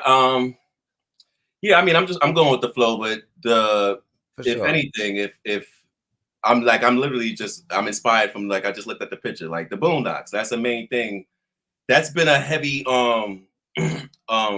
motivation for like the cartoon that I have. So I got this it's not fully like I just kind of like tested the waters out. I put like the first 8 episodes out, like the draft. It was basically like the draft form of it, but just to get a vibe of it, of how the reaction before I put the full season out, and it's like mastered version.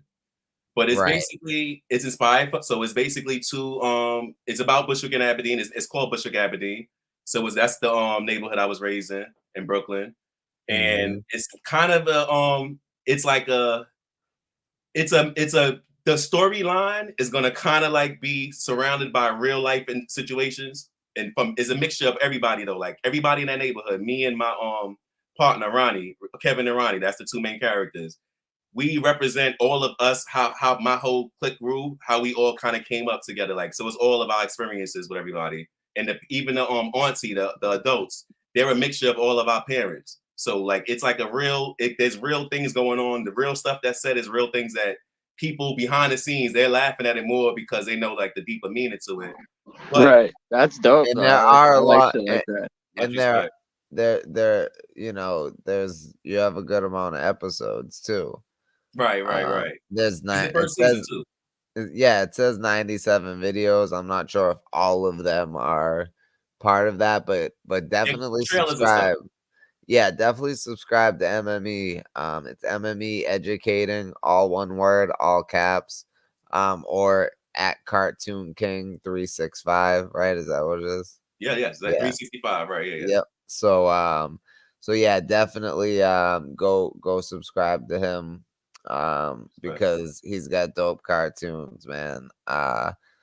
And I've definitely watched a couple of these. So much respect, appreciate it. But yeah, man, yeah, definitely. I haven't checked those out yet. I just watched some of like the short ones he like puts up on the video and shit. The no jumper ones and shit. Yeah. So when did you get into like start making cartoons? Oh, that's a great question. And before you answer that, can you make one for Pablo too? Yeah. Make one for me and Pablo together, like for Unscripted Logic. That's literally one of the that's for all of that. And if you look at all of my past interviews, that's the last thing we always speak about. That's automatically. Much respect, CJ. Aaron Magruder is definitely some from the comic strips. Like I was always into art. So like when Pablo just asked it, like that just brought back like how can I even when am I going to timeline to answer that question? But right. That's a great question though. Wait, but I'm sorry. Wait, did I feel like I was answering something for social? See that like once you mentioned art. No, you were talking about the cartoon you were making, and then I brought up the Yeah. So I mean, just any timeline, any whatever you can answer however you want. Yeah.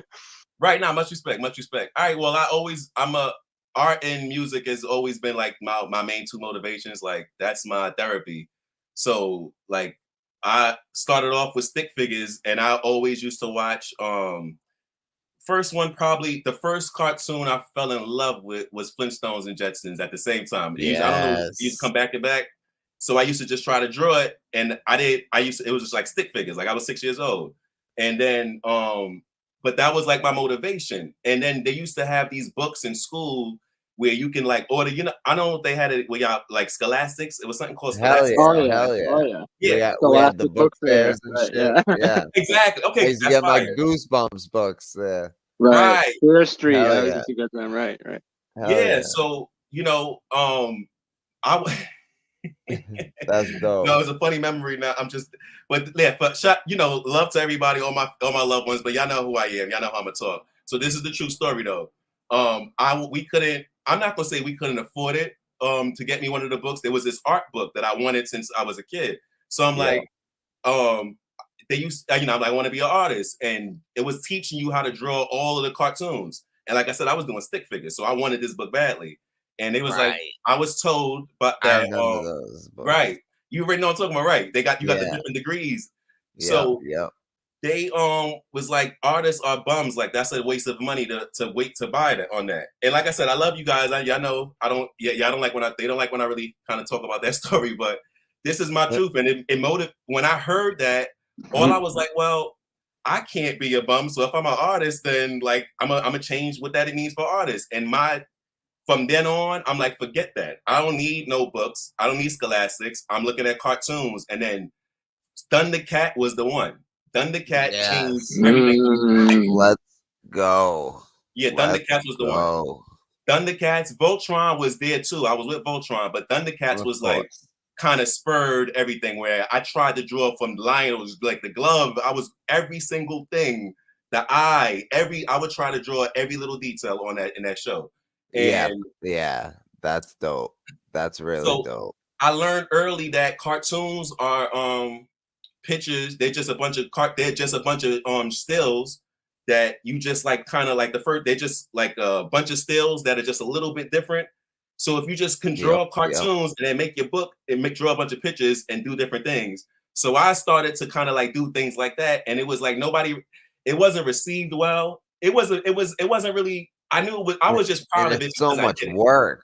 It's so much work. And I was always like this though. Like I was always I'm a black sheep. Like I'm a black sheep of black sheeps, to be honest. Like I'm cool with other black sheeps, but normally I end up, being, I'm kind of going too extra. Like I'm a rebel by nature. Thunder. Right.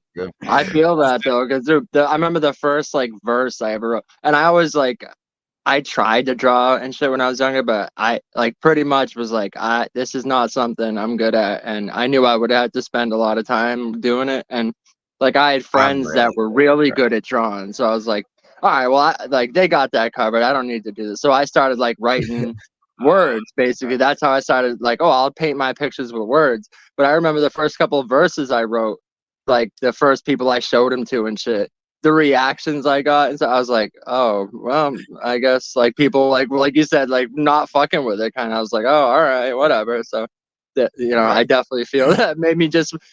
But at the same time, I was like, well, they don't get it. I'm like, so I kind of just like introverted like inwards and was like, I'm gonna work on this on my own, and then I'll show people when I'm ready, kind of. But yeah, I definitely feel that also motivated me to get into rap though, because from that point on, I was listening to. Well, I was just into anything really. It was just really the radio, because I'm a fan of Hot 97 and having my tape. I used to be on a tape deck, just taping everything, and then some things, even if it was R&B, I taped it for my sisters. I wasn't an R&B fan really like that, but that was like I used to just stay at that radio and just listen. So I'm a fan of all music, and I like that. Sometimes I want to, that Mobb Deep just now just got me all hyped up. I need to calm down. Let me hear somebody singing or something to, whatever. So, but. But what I used to do then is like, all right, I'm not going to do these. I'm not trying to make comic books. I don't even have no, I was like, yeah, this is actually not practical. So what else can I do? It's like, all right, I'm going to make a poem and then I'm going to draw a picture with it. So that's kind of how I got into that. And then when I'm hearing like Criss Cross, like I was looking at Tupac and people like that coming up. And then I'm seeing Criss Cross, like they kids. I'm like, oh, like I could do that. And then I'm hearing that somebody's writing for them. So I'm like, I could write for myself. And that's kind of how, and for me, everybody around me was already rapping. It was either rap or reggae. Everybody, and that's all they was doing. So drawing was like my secret thing I was kind of doing behind scenes. And then I'm just like, all right, let me rock with y'all with the rapping thing. But I didn't take it. I'm a real extremist. So I wasn't really taking it serious at all. I was still serious into my art. But I got into, long story short, because that story gonna just get long and it's drawn out, but that's all right. Pablo does reggae too. We got some songs coming out that are reggae, but continue. He reminded me, it was a hip hop. I was like, I got the hip hop Bob Marley vibes from. I can't remember the name of the song. Mellow Mood. Oh yeah, Mellow Mood. Yeah, exactly. Yeah. Right. I actually have a verse in that song. Right.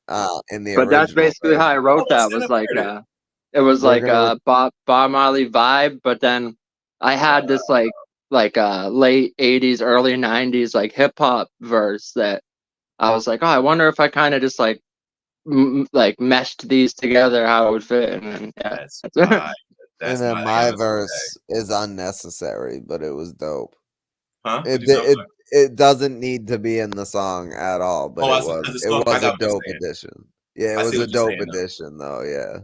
Nah, that's what's up. But that's kind of merging the worlds together is that kind of the theme here anyway. So like that kind of got into that. And so I just was into all type of art things. I got into I learned how to actually like I got into real music. Like I started to study music, not just hip hop, like Beethoven, Mozart. Like I got into in high school, well, junior high school, I really just got into band and learned how to play from the baritone horn, drums, piano. I learned how to play everything, all the instruments. And then my family was a big fan of Michael Jackson and Prince, and that was one of the always biggest thing to learn how to play. Like Prince know how to play all the instruments, so like I was kind of like I got steered into that. And then once I got so deep into music, by the time college time came, and we're really well, I just skipped the Marines, but that's like its own world. It's like literally its own world. So like I kind of just, long story short, to keep it on the cartoons, because that's the whole, this is all tied together. I got seriously deep into rap. Like after I started making beats, like I got into, like I was a musician, like I was really a technical music, like I can write music. So like I started to just like, why am I not rapping? Like my friends rap, I'm trying to like get them beats together.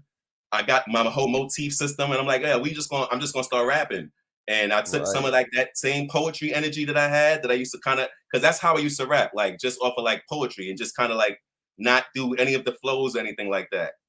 So the first thing I motivated everybody to get the stuff together. We started making music and mixtapes and all that type of stuff. And then I took my talent serious when I started realizing like I'm not rap. I'm just like when I realized like I'm just not rap. I'm just like I'm pretty much doing poetry. I'm not like doing nothing like my favorite rappers. So I'm like, who are my favorite rappers? So just like I did with cartoons, that's what I did with hip hop.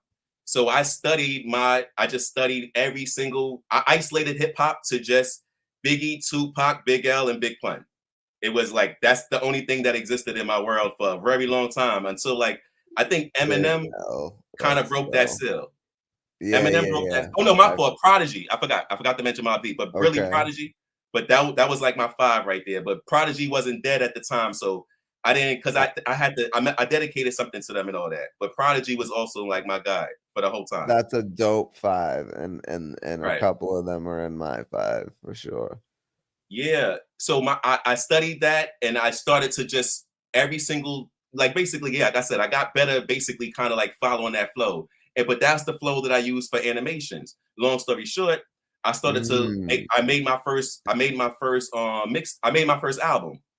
My first official album. It's Bills is Due. As a matter of fact, it's on iTunes. So if anybody's interested, Bills is Due. Oh shit. Oh no, we definitely interested. I'm definitely gonna listen to that tomorrow on my way to work. What? Are you kidding me? Yeah, it ties into Bills the story. Is Due. Bills is Due, right. And what is it? What name is it under? Cartoon King? Nah, it's under Bills. Everybody. Oh yeah, Bills. Bills. Right. Nah, yeah. All right, word, man. That's right. All right. So yeah, word. But I wrote, and when you hear that, I wrote that literally. This is in 2012. We're talking about now. So I wrote that album in 2012. So in 2012, I wanted to like, I didn't want to be like everybody else. I was trying to like, I met Cortez. That's how I met Cortez initially. Like we was performing at this open mic, at Club Pyramid. So Poison Pen, Swave, all them, they talk about a lot, but yeah, he was rolling big, he was rolling heavy, he had his stuff professional, and I'm like, yo, I need to step my game up. That motivated. I mean, I told him that I had an interview with Cortez too. I let him know, like that definitely motivated me. But from that point, I had to do something different, and I wanted to be the first rapper to have an album with a video for every song, and release it like that. But I wanted to do cartoons. I wanted to have at least one cartoon in there, one animation. So the first thing I'm doing is, at that time we had access to. I mean, I had pretty much a team and access to doing different things if I needed to. So trying to find somebody who do animations, I'd have thought that was going to be like finding somebody who just shoots regular videos. And so that was like, couldn't find anything. It was like nowhere to be found, or it was like too extreme of a price to even think about for doing one video. Then I looked up my favorite. So I'm a thinker, like, and I'm an extreme thinker. Like once I'm really thinking and meditating on something.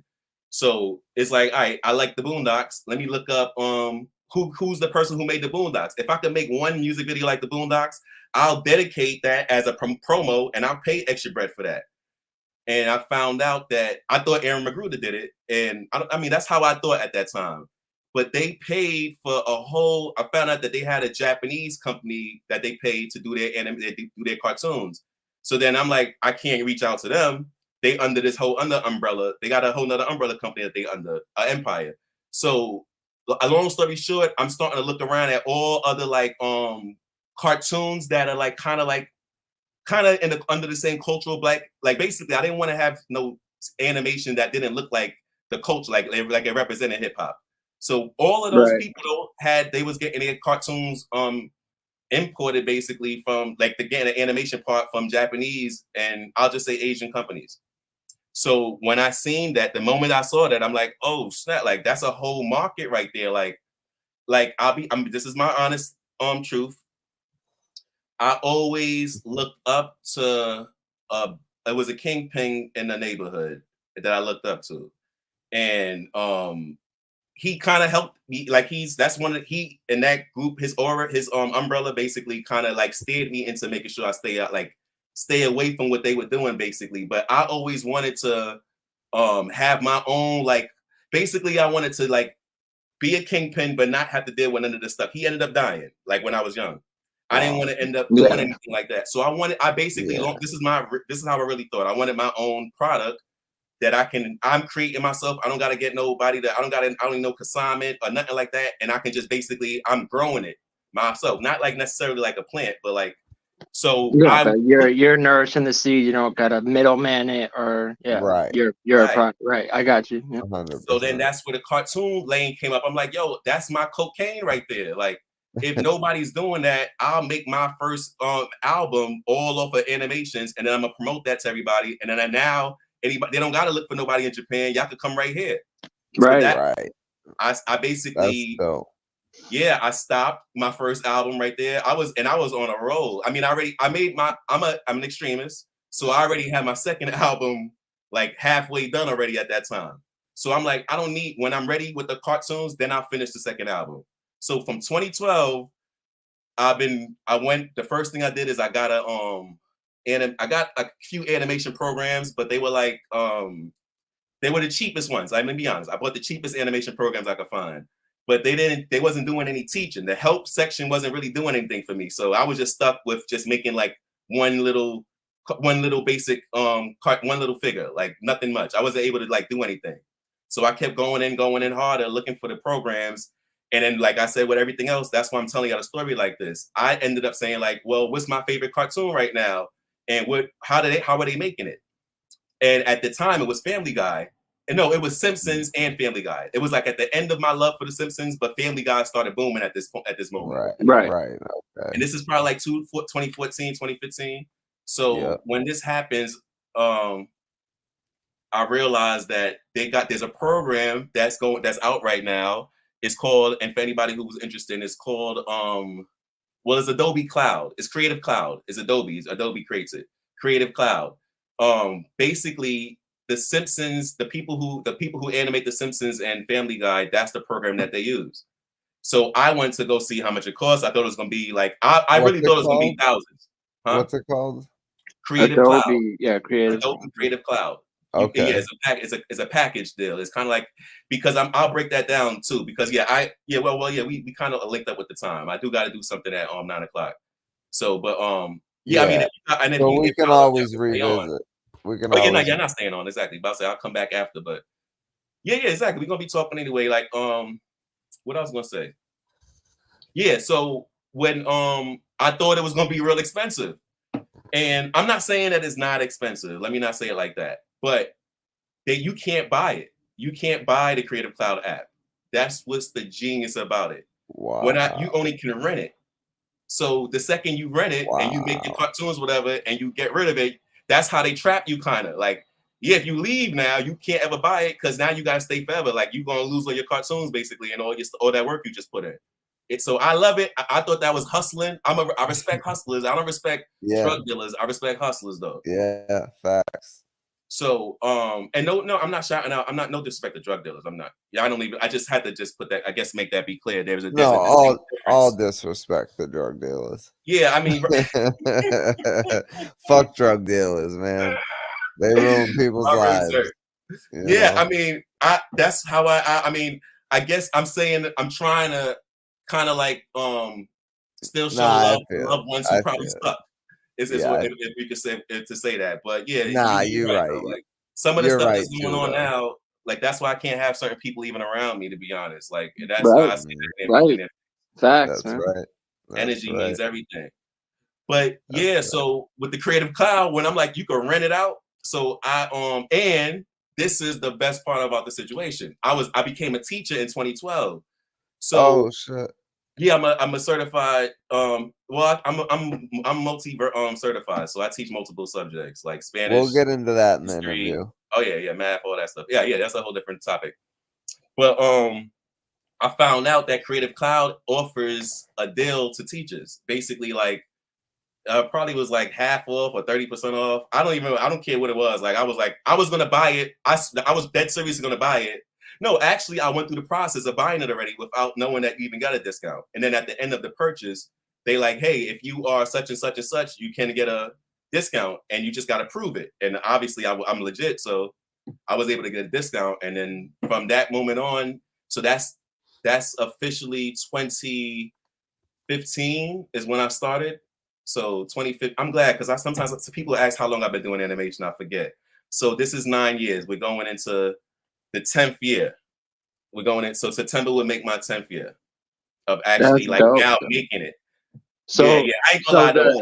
The cartoons are like they're saved on that program. Basically, is that what you're saying? Like, so you can't like if you don't you stop paying for it, you don't have access to the cartoons. They would like it to be like that, but I mean, of course, they know that you can like. I'm assuming that they know that we can save it. Yeah, save it to your hard drive. Yeah. Right. The only thing that they don't want you to. The only thing that they can technically, so if I didn't save anything and I just was like, hey, I'm just happy-go-lucky here, just making all these cartoons, but just like, I don't know. Well, no, they auto save, so it saves automatically. So you're saving it on their system, but all you got to do is just take it from their system and put it onto your storage or whatever you got. Right. So there's nothing that I created that I don't have. But I have But I respect do they their hustle own so it much. though? Is the question. No, they don't own it. Oh no, they don't own nothing. They don't own nothing. No. Yeah. Oh, okay. Yeah, because you're only renting the service, so like anything you create on there, it depending you can't see. That's the genius about it as well. You can't create this with one. There's nothing that even if that was a thing, they wouldn't be able to. All right, let me break it down like this.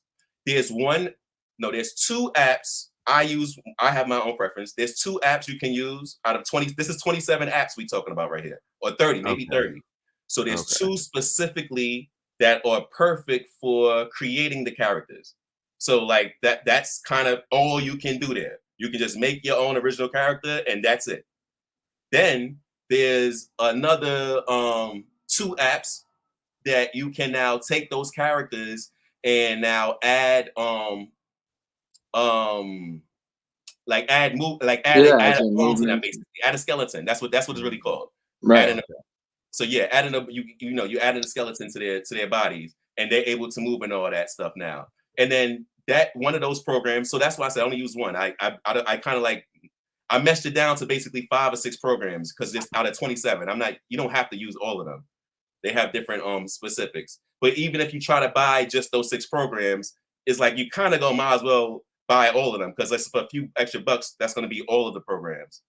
So that's kind of how they get you too. But each one of those things, you're taking something fresh and bringing it into a new program. So it's like they don't even, but there's a whole bunch of course, signatures assigned. They don't have no ownership of anything. That's anybody who's they don't own anything.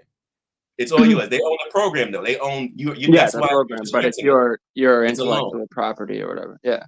It's a loan to use it's a loan to use their work, to use their system. Nobody else has a system like Adobe Cloud. So that's what they're paying. That's what you're renting out just to use their platform. Whatever you make is yours. That's the deal. Gotcha. That's dope. So yeah, it took me a while, but after I thought it was gonna take I knew it was gonna take at least a year or 2. So I thought I took aside 2 years. And that's kind of like I just went to find like my own mental peace, and I kind of like went into my own cave. But then after 2 years, I was only able to come out with like a figure. It wasn't a stick figure, but it was like all he was able to do was kind of like just like raise his arm up and down. And then I had to learn how to. It took me like a year. Just the mouth movement is like the biggest thing. It took me like a year just to learn how to use the mouth to do the mouth movement. Yeah, they say that a lot, even in like CGI for movies and shit. They say that's the hardest thing to make like realistic is like realistic human mouth movements. Is like that's the beast. That's the but beast. That's dedication though. To know off rip, like it's gonna take me at least a year or two to even. Drawing a cartoon like, character, that's even crazy. just waving, is like you have to. How many pictures do you have to draw of him, like to make it so he's waving? That's got to be at least like 50 drawings, right? No, that's where the technique of. All right, so here's the thing. Now, if y'all ever go back and look up any of the animations or the animation teams, they're normally broken down into 30 people at least. You're never gonna see less than really. I think I seen 25 one time because I count how many people who made this because that was my goal too. I wanted to be all 25 people, all 30 people. So everybody don't make animations like I do. So I had to figure out how to do all those things without having to make it 50 times, if that makes sense. So I had to find like. Still to this day, there's a lot of things that I know I need some shortcuts on because it kind of take me a little longer, but I'm doing everything, every single one of the process, every step. And normally you just get a team to just make the characters or a team to just do the cycles or a team to just do the mouth or a team to just do the backgrounds. You know what I mean? Gotcha. So yeah, I learned how to do all that. And then by that time, that was 20 or like, yeah, the pandemic kind of like gave me some good time or whatever. Like that whole situation with the whole COVID trying to force me to like get into that whole vaccine. I mean, so yeah, everybody, this is how I've always been. So like they knew that wasn't gonna work. So it was kind of like I felt that coming the second that Fauci started talking, I'm like, all right, the second he mentioned the mandate, I was already like, all right, I got to get ready to be serious with these cartoons. Cause like, it's no way I'm not rocking with these people. So yeah, you saw the writing on the wall, basically. Yeah. I seen it right. Yeah, like literally a year before, I was already letting people know that you might have to like be ready. We was already getting training on what remote learning was and all that. So that's kind of how that works. There's a lot of preparation going on before that, which is interesting. How whatever we know, that's a whole different conversation. But that time let me get into my cave and get to isolate more. And that's kind of how I was able to like, now I can do a storyboard and make my actual album that I wanted from 2012. So it took 10 years, but that's literally when I started making it. And I got to release it officially 2021. Yeah, it took me a year to do it from that day, from like 2020. I worked on that album and it took me like, yeah, and I got it officially released on iTunes. And I didn't do a real rally yet with it because when I dropped it, I'm like, I got to get the channel up. So that's when I got a lot of cartoons and stuff that I didn't put out yet because I'm waiting for the channel to start. Like now it is growing. Like I wanted it to grow. Like I wanted some consistency. That's kind of how I got into the whole no jump. Yeah, you're looking for some momentum first before you just like, but drop this with fucking 10 subscribers, right? Yeah. Right. But yeah, not one thing I wanted to definitely say. I was talking to one of my partners. We just. Like the cartoon also, like besides Butcher at Aberdeen, one of the things too that I took, just like Boondocks, I got to give that respect of making sure pop culture was involved. So I do. That's how No Jump. If you notice, it says Ho Humper because for copyright reasons, I'm not going to put that on my actual cartoon with their name on it. Respect. That's for everybody. So everybody name who's in there is a real person. But I did not just pop culture, the battle rap. So the battle rappers and the battle rap bloggers in the cartoon, I'll say are all inspired from like out the real life. So like that's the real thing. That's kind of where the battle rap kind of ties into because I've always been a fan of battle rap. But yeah, this is just the first season. Like this is my basically this is my like how they have like my Mickey Mouse. Like this is not my Mickey Mouse character, but this is the platform. Like basically it's the Looney Tunes that's gonna like kind of keep moving forward. Right. I mean, that's basically how like with the songs I've been dropping on my YouTube and shit. It's basically like all stuff. Most of it is just like phone recordings I did like a year or two ago, just like basically putting down like the basic ideas of stuff. Like, cause like I don't have equipment right now. Most of my equipment got stolen. So it literally I'll just be like play the guitar to my phone and then sing over it and stuff. And like just like you were saying, like I've taken like a considerable amount of time, literally just like fucking with programs and you know, going through effects and finding out all the different, because like you said, you hit help and it's like there's like 2 little sections. It's like it don't tell you how to do shit. You just gotta fucking dive in and figure it out on your own. And like there's songs that like I know are my better songs that I haven't even like tried to record or put out yet, because I'm like, I want this to be done the right way, basically. So the ones I've been dropping are just like, just to get some traction going and stuff, and get people like a customer, like get them to, the idea of like what I'm doing first before I like start dropping like official shit or official music. So I definitely understand that. Yeah. Right. Absolutely. Much respect. Now that versatility and that understanding of hard work, like that's investment. Like I'm into I teach economics. Like I said, we're not getting, but this is just the reality. But not to say that that means anything, because economics ain't not, anybody can just study that. You don't have to really. I don't have no certification to teach economics, but I'm economically certified to teach, if that makes any sense. Yeah.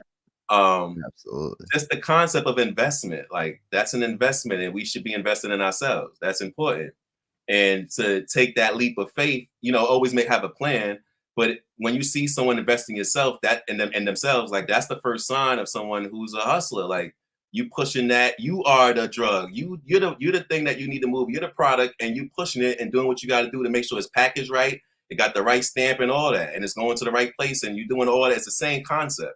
I mean, yeah, that's like I said, that's how I view it. Like it's the same thing. And really, when you get down into like behind the scenes stuff, all that world is connected to the politic world, connected to the hip hop world. It's all the streets, all that stuff is mingled together. They're all just one of the same cycle with just different people. In a Venn diagram, they all connect in the middle, basically. Yeah.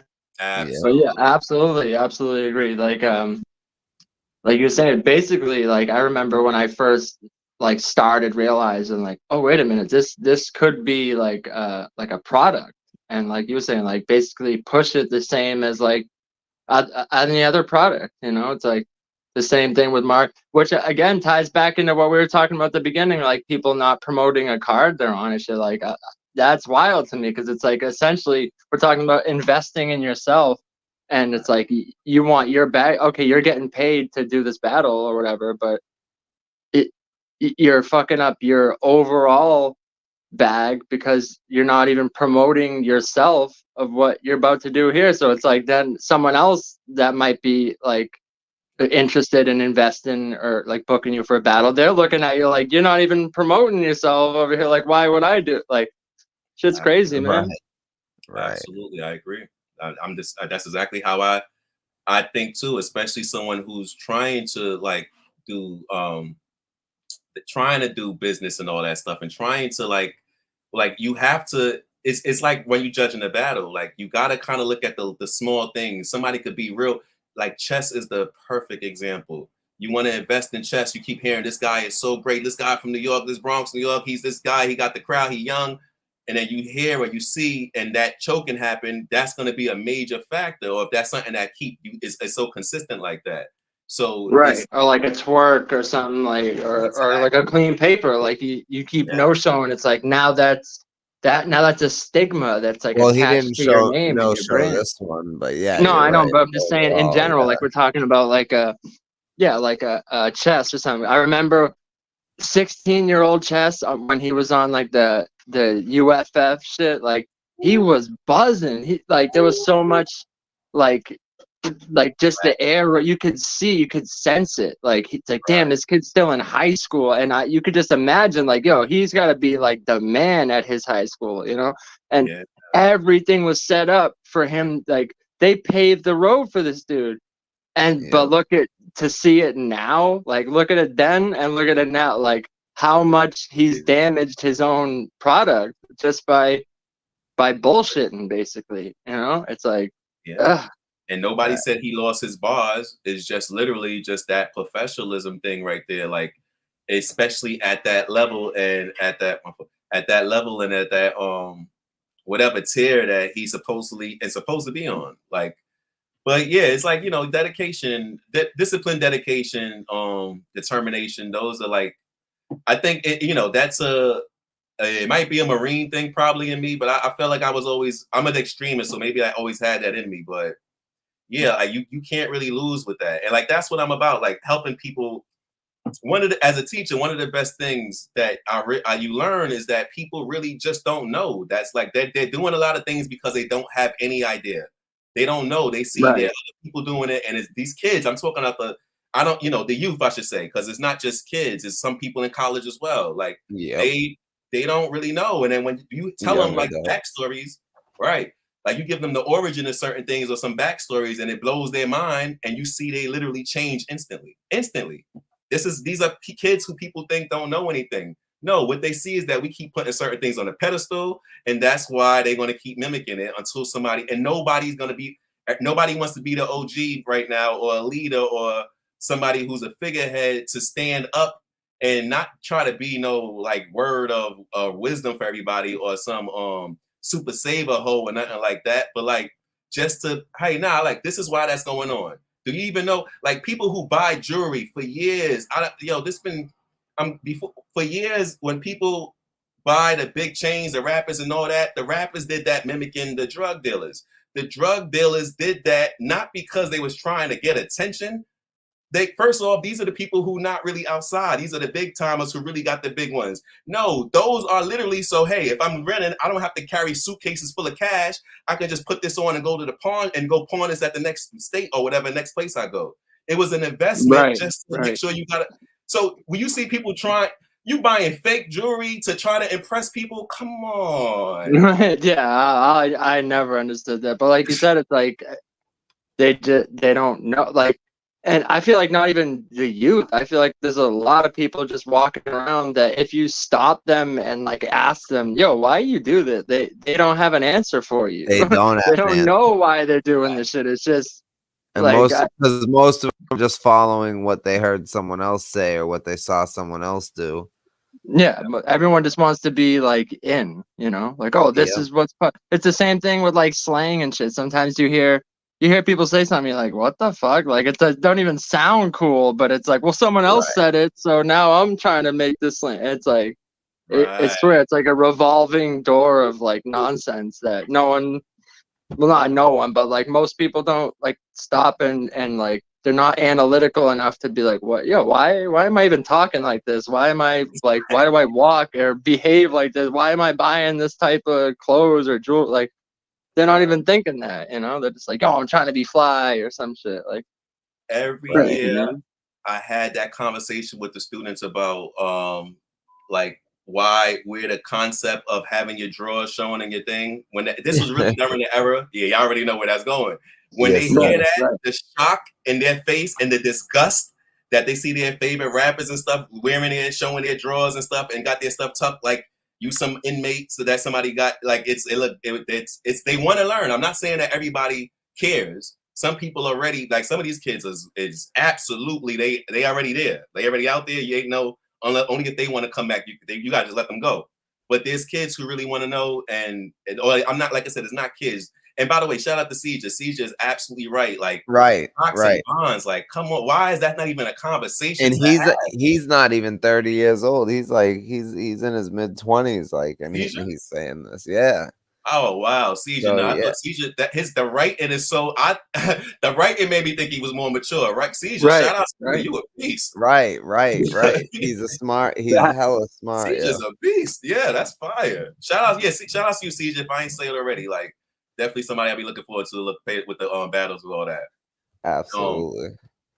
But like what else? Let me say what else. I feel like I was going somewhere with like maybe that was a conclusion. Just people, they mimic. If everybody just don't know, and we shouldn't be afraid to just teach when it's time. All Love King. We shouldn't be afraid to major internet shout outs. We shouldn't be afraid to teach. Like we shouldn't be afraid to teach, or not even teach, because it's like sometimes people feel offended by that word, or explain, or analysis. Spread knowledge. Right. Well, sometimes it's like an ego thing too, because sometimes like you're trying to school someone on something, but they're like, oh, what, you feel like you know more than me, so it's like you gotta also like watch no the problem tone learning you from say it people. in, or like, you know, you don't know where they're at, so you don't know how they're taking it, how they're perceiving it. Like, there's a lot of And shit you like that. gotta Even understand you got too to be that humble to even to take some knowledge in. So even if yeah, someone's to coming take to you without the criticism. ego, if you're not in the right headspace to even hear what they're trying to say, you know, it's like it kind of goes both ways. It's like, because I've had people when I was younger try to like school me on some shit, but just their like approach on it was all wrong. And you could Right. sense like the ego in it. And I was like, man, fuck out of here. I wasn't trying to hear it.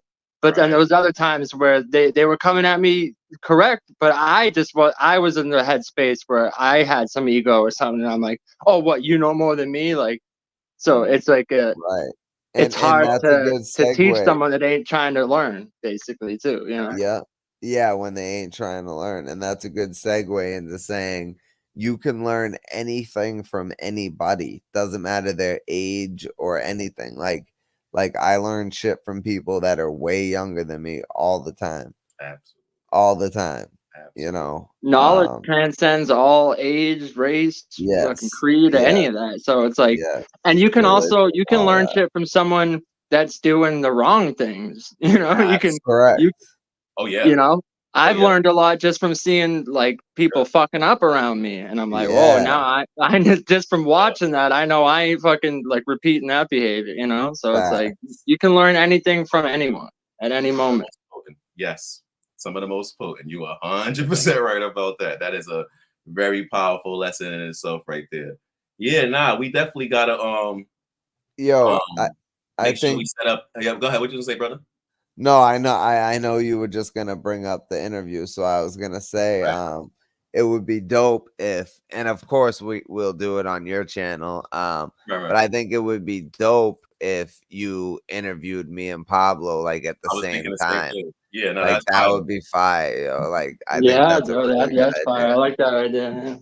Yeah. That's fire. Nah, with that, yeah, nah, I'm 100% with it. Like I gotta just, I don't see anything. I don't know. We'll talk about it, I guess, off camera. But it's like I know next Saturday I definitely gotta go do something. I gotta leave, but like I think even if not this Saturday or the next Saturday or the 2 Saturdays after, something like that. Like, cause I think we probably right now already got some. Like I'm gonna leave. I'm like I'll come back if we had to, but I know everybody tired and know Pablo actually need to go rest and all that. Like I think I gotta be up at 2 a.m. for work. So, but this is dope though. I ain't been doing it like that. I love these kind of conversations, and it's like this is the type of shit where it's like, I respect I absolutely even come back on another unscripted, like, you know, that's you major internet people like that, where it's like we can't even do it all in one episode, you know? It's like there's so many conversations to be had that it's like, you gotta chop it up in different respect. Oh yeah, definitely go subscribe to MME Educating, man, and subscribe to Pablo right there too. Subscribe to both, man. I appreciate y'all. Yeah, everybody, man. Like, that's we want unity. We want family, man. Like, but yeah, like anything like go ahead, my fault talk. Yeah, no. I was just gonna say real quick. Pablo works usually Saturdays. But like I could make something work during the week. It would just have to be like I don't know. It's hard because I don't know what time. If it was 2 weeks away, I could take a Saturday off, no problem. Okay, so if we plan it 2 weeks out, he'll take the day. He'll take the day out. I could do the same thing too, though. Like, because we could just actually kind of just come together. Because we don't gotta do Saturday. Like, you don't really have to do that. Like, because the weekday, if there's any day that we all kind of like link, it makes sense. Throughout the week, it kind of bounces up and down too. But yeah, we can kind of like figure that out. Like for sure behind the scenes. Yeah, for sure. It's but anything that y'all ever need too, like as far as like you ever need some like what you want, even with that social, like Pablo, like I give my word, I create characters I respect, so you definitely gonna get a character. But you ever want me to do, if you ever like, I mean, you got the mask on, but I don't know if you care, but like if you ever want me to like animate something or like make, like, yo, I got this thing here, I got these bars, or I got this, I want to, even for the channel, y'all said for the channel, if you want me to like, even like how Pablo got, go ahead. I do got something that I would like you to do. I was gonna hit you up about. And yeah, I love that I love that you put the mask on me that said social assassin. That shit was fire. I love that shit. Yeah, much respect. I But love the yeah, creation. man, we definitely gonna work in the future, and we're gonna work in the present, and you know, we just gonna build, man. That's what You're this ready, shit's King. all about. Shout outs to the chat once again. Siege, your major internet, everybody there on Bomb. Shout out to all of y'all, everybody who watching on their on rewatch. All of y'all, shout out to our support everybody. This is the beginning, like we said, and y'all gonna see more. But yeah, I'm gonna head out of here. I'm gonna come. Anybody on live, I'll come back on just to jump on somebody live because I got the energy right now. Y'all got me hyped right now. So I'm gonna Word. take care of some business. I'm gonna come back at like 10.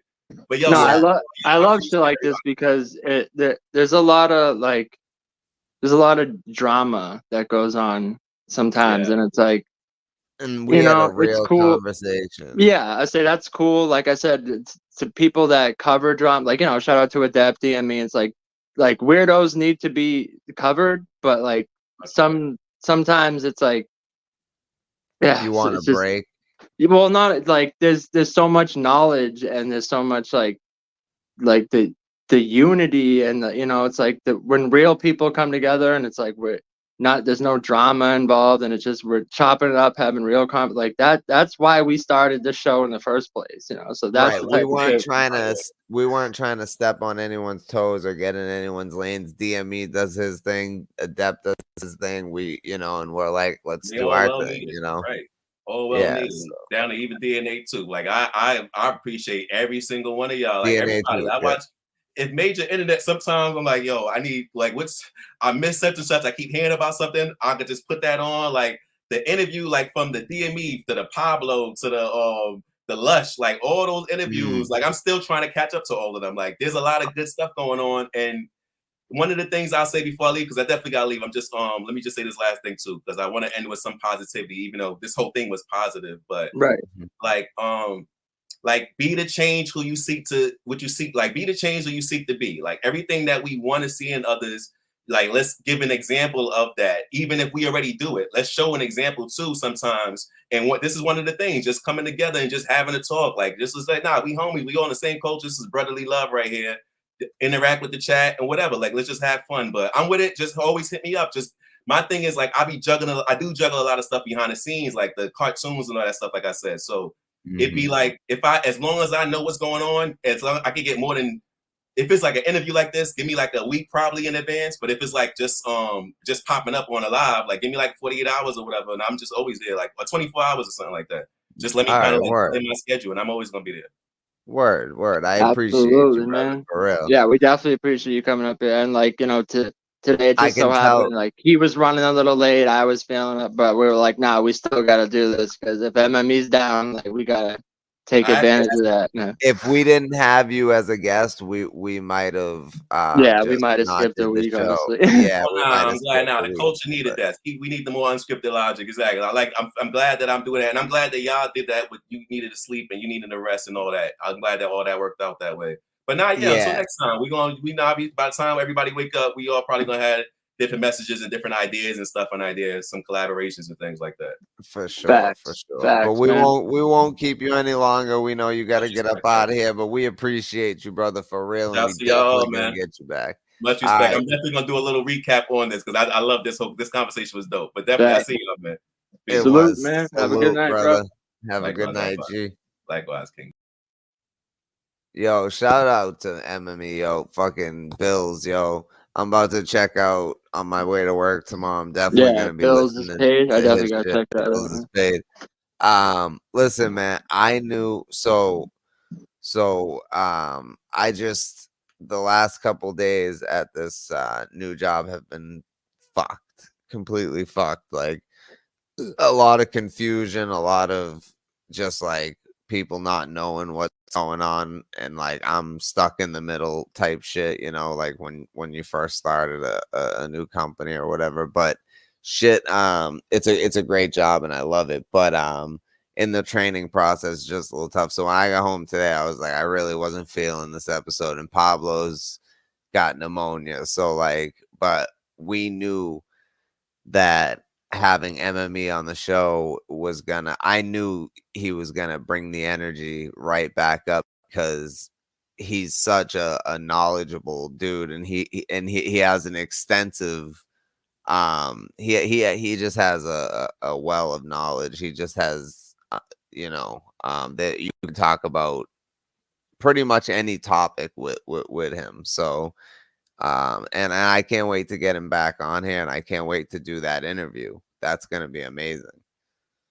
Right, I know, because I watched some of his content, and just like listening to him speak and shit, I was like, we really could have went anywhere with it, basically. So Anywhere. But for people that, if they're just watching this channel, that's why I wanted to ask him about the cartoons and shit. So if it's people's like first time seeing him and stuff, so because I knew that's something he was passionate about, so I wanted to kind of just give him the floor on that for a little bit, you know. But yeah, I'm glad we got. I We know I started didn't getting. talk for like a good 20 minutes. I was just That's sat fire there though. I like, love when they get like that means it's good when a guest comes on and like we and just we let don't them have to go. talk. You Yeah, know, like like that basically. I mean, that's part of that why happened with Major we're having too them a on the lot. show, obviously, to have some back and forth and shit. But at the same time, like, you know, we're having you on, so like we're giving you the floor. You know, letting Right. you And say what you got to say. he took full advantage of that. He, and it was dope, man. It was very, very dope.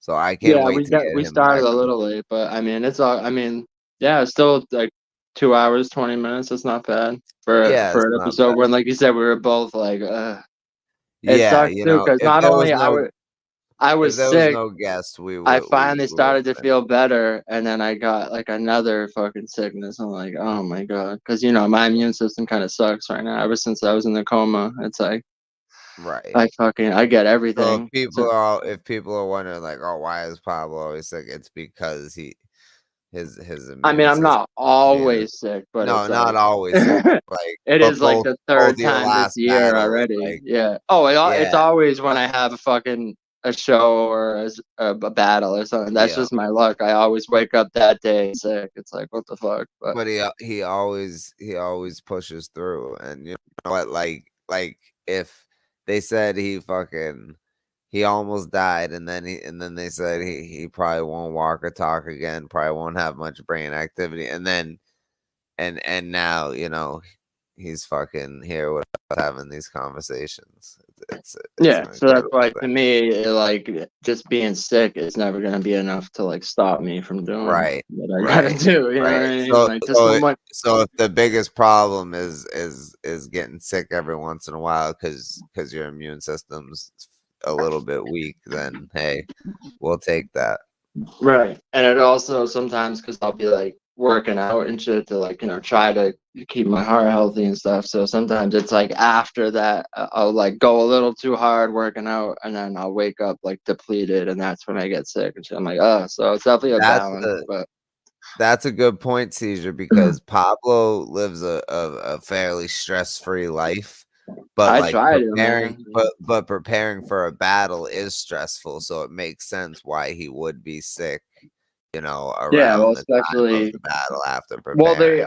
well, I want to say the original day of the battle, I wasn't sick. That's That's another reason true. I got so March mad, 20. because it was like the first time I was actually super prepared and like actually rehearsed because sometimes I'll have the lines written, I just didn't have time to like rehearse them really.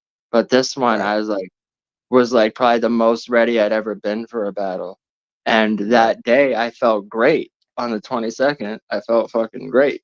So yeah, that's another reason why I got so mad about it, because the rescheduled date, that's when I was sick, and I was still willing to do it. So that's just right. another reason why I got so mad about it. But yeah, whatever. I mean, Nah, it it is is what it what it is. But is. at least you spit the bars. But on that note, Yeah. it has been Unscripted Logic, and we are going to play a Pickasso song to get up out of here. So I'm gonna play a favorite of mine, and real quick, actually, before I do that, oh no, And check out the one I sent you right before the show started to listen to that. I will once I got to reset my my password for band but I'll listen to it. I'll listen to it tonight. But for anybody who's not, I know there's only a few people in here, but for anybody who's not, go subscribe. Pablo. The tag is at Pablo Pickasso Music, but there's the link right there. But yeah, I think you should change the channel name too to Pablo Pickasso Music, just so it matches, and it will also make it easier to find. But anyway, right now we are gonna play Pablo Pickasso Loop de Loop. One of my favorite shits.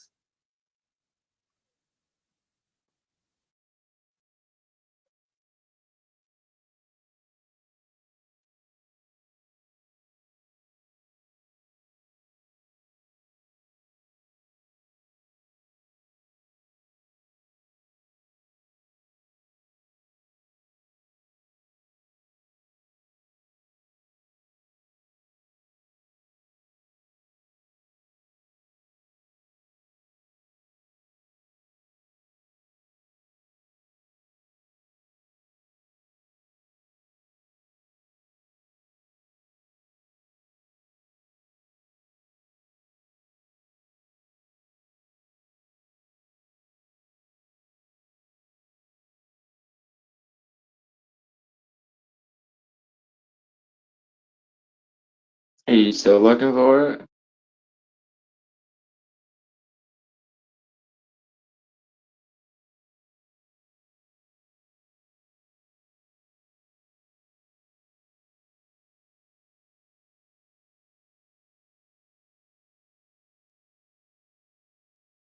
Yo.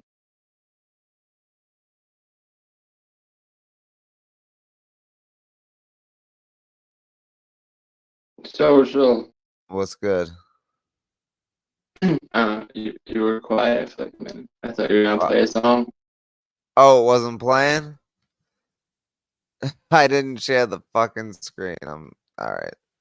All right. Yo, I told y'all I'm tired. Man, I've gotten like maybe 9 hours of sleep in the last like I don't know, 4 nights. Except Saturday night I got a decent amount of sleep. But all right, here we go. Pablo Pickasso Loop de Loop.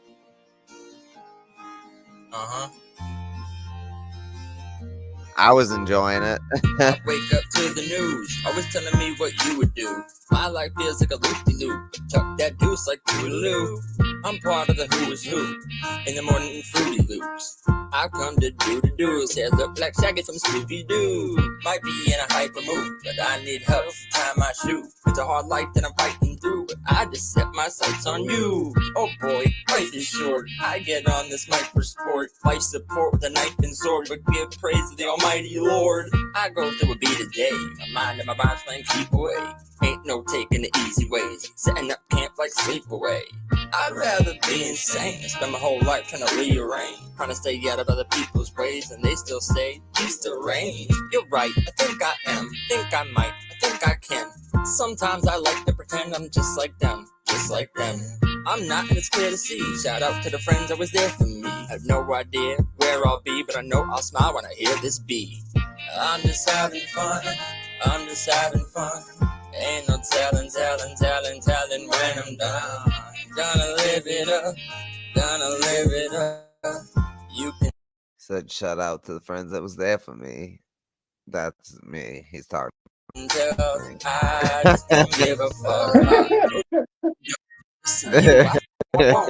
I think I'll hit the road and put on shows everywhere I go. I'm waving bon voyage. They all in shock and awe. So while them panties wet, or you can't stand me yet. Got nothing left to lose. Could not be in a better mood. I don't care what the hell you do. Just get out of my way when I'm stepping through. Everybody thinks less of you. They can all suck on my testicles. I ain't here just to lecture you, but don't ever let them get the best of you. I don't want to take my meds. I want to go play Laser Quest. I don't want to rap about blasting guns. I want to slap some ass and grab some bums. I want to have some fun. Let's just have some fun. Gonna show them how that is done. Have some fun. Gonna have some fun. Gonna show them how that is done. Woo. Know y'all felt this one. I know y'all felt this one. 2021 freestyle. Show them how it's done. Dope as fuck. That was Pablo Pickasso, Loop de Loop. I love that shit. That shit's like, it's super fun. It's super like just vibed out. Like I could just totally picture myself just driving around listening to that, smoking. Like most of Pablo's music is like that. I can't wait till this summer when we record like Bumpy Road and Mellow Mood with my verse and I Know and Rise, like, and present it to y'all, because those plus whatever new songs we come up with, because man, where we like it was crazy. We could get in a room together. We would all just be like, all right, let's get together. We'll jam out or whatever. And we'd all be in a room and literally could come up with a song like our other brother on the keyboard, he'd come up with something on the keyboard, or Pablo would come up with something on the guitar, and the next thing you know, the drummer comes up with something on the drum, and then boom, I start writing my verse, and then Pablo starts thinking of lyrics, and then he starts singing stuff, and like it the songs came so easily. Like it was just when we were all in that room together, the songs just came to us, and it was like we could write these songs in just a couple hours, and it would less than that sometimes. And you know, obviously it took more time to perfect it, but we would get the basic idea down and the verses down, and you know, and Pablo would sit there and like hum like the melody of what he's gonna be singing, and then eventually he'd keep doing it, and then eventually like some lyrics would come out, and then like a few more lyrics would come out, and then a few more, and then next thing you know, he's singing the whole thing in the same melody that he was humming that whole time. Like, and while he's doing that, our other brothers on the keyboard and our other friends on the drums, and they're doing their thing, and I'm sitting there writing my verse, and it's an incredible thing. So the chemistry that we all have when we're in that room writing music together is unmatched, for real. Any false statements there? No. Oh man. So yeah, it's and honestly, at the time it was a frustrating situation to deal with, but like it was the funnest time in my life, was making music and playing shows, and it was just incredible. So this summer, now that we really know what we're doing, and we're gonna you know, have all the best recording equipment, man, we're gonna have a lot of shit coming out this summer, so look out. But on that note, Pablo, you got anything left to say before we get up out of here? No, I just appreciate y'all. You know, Facts. I everyone appreciate that y'all. comes by and you know, checks out the show or checks out the music, or Yep. And shout out to MME. Make sure you go subscribe to him, and go subscribe to Pablo Pickasso. Just search his tag at Pablo Pickasso Music, and rest in peace, Hazy's pops, man. And on that note, we are definitely gonna get up out of here. Social Assassin, Pablo Pickasso, Unscripted Logic. We out this bitch. Peace.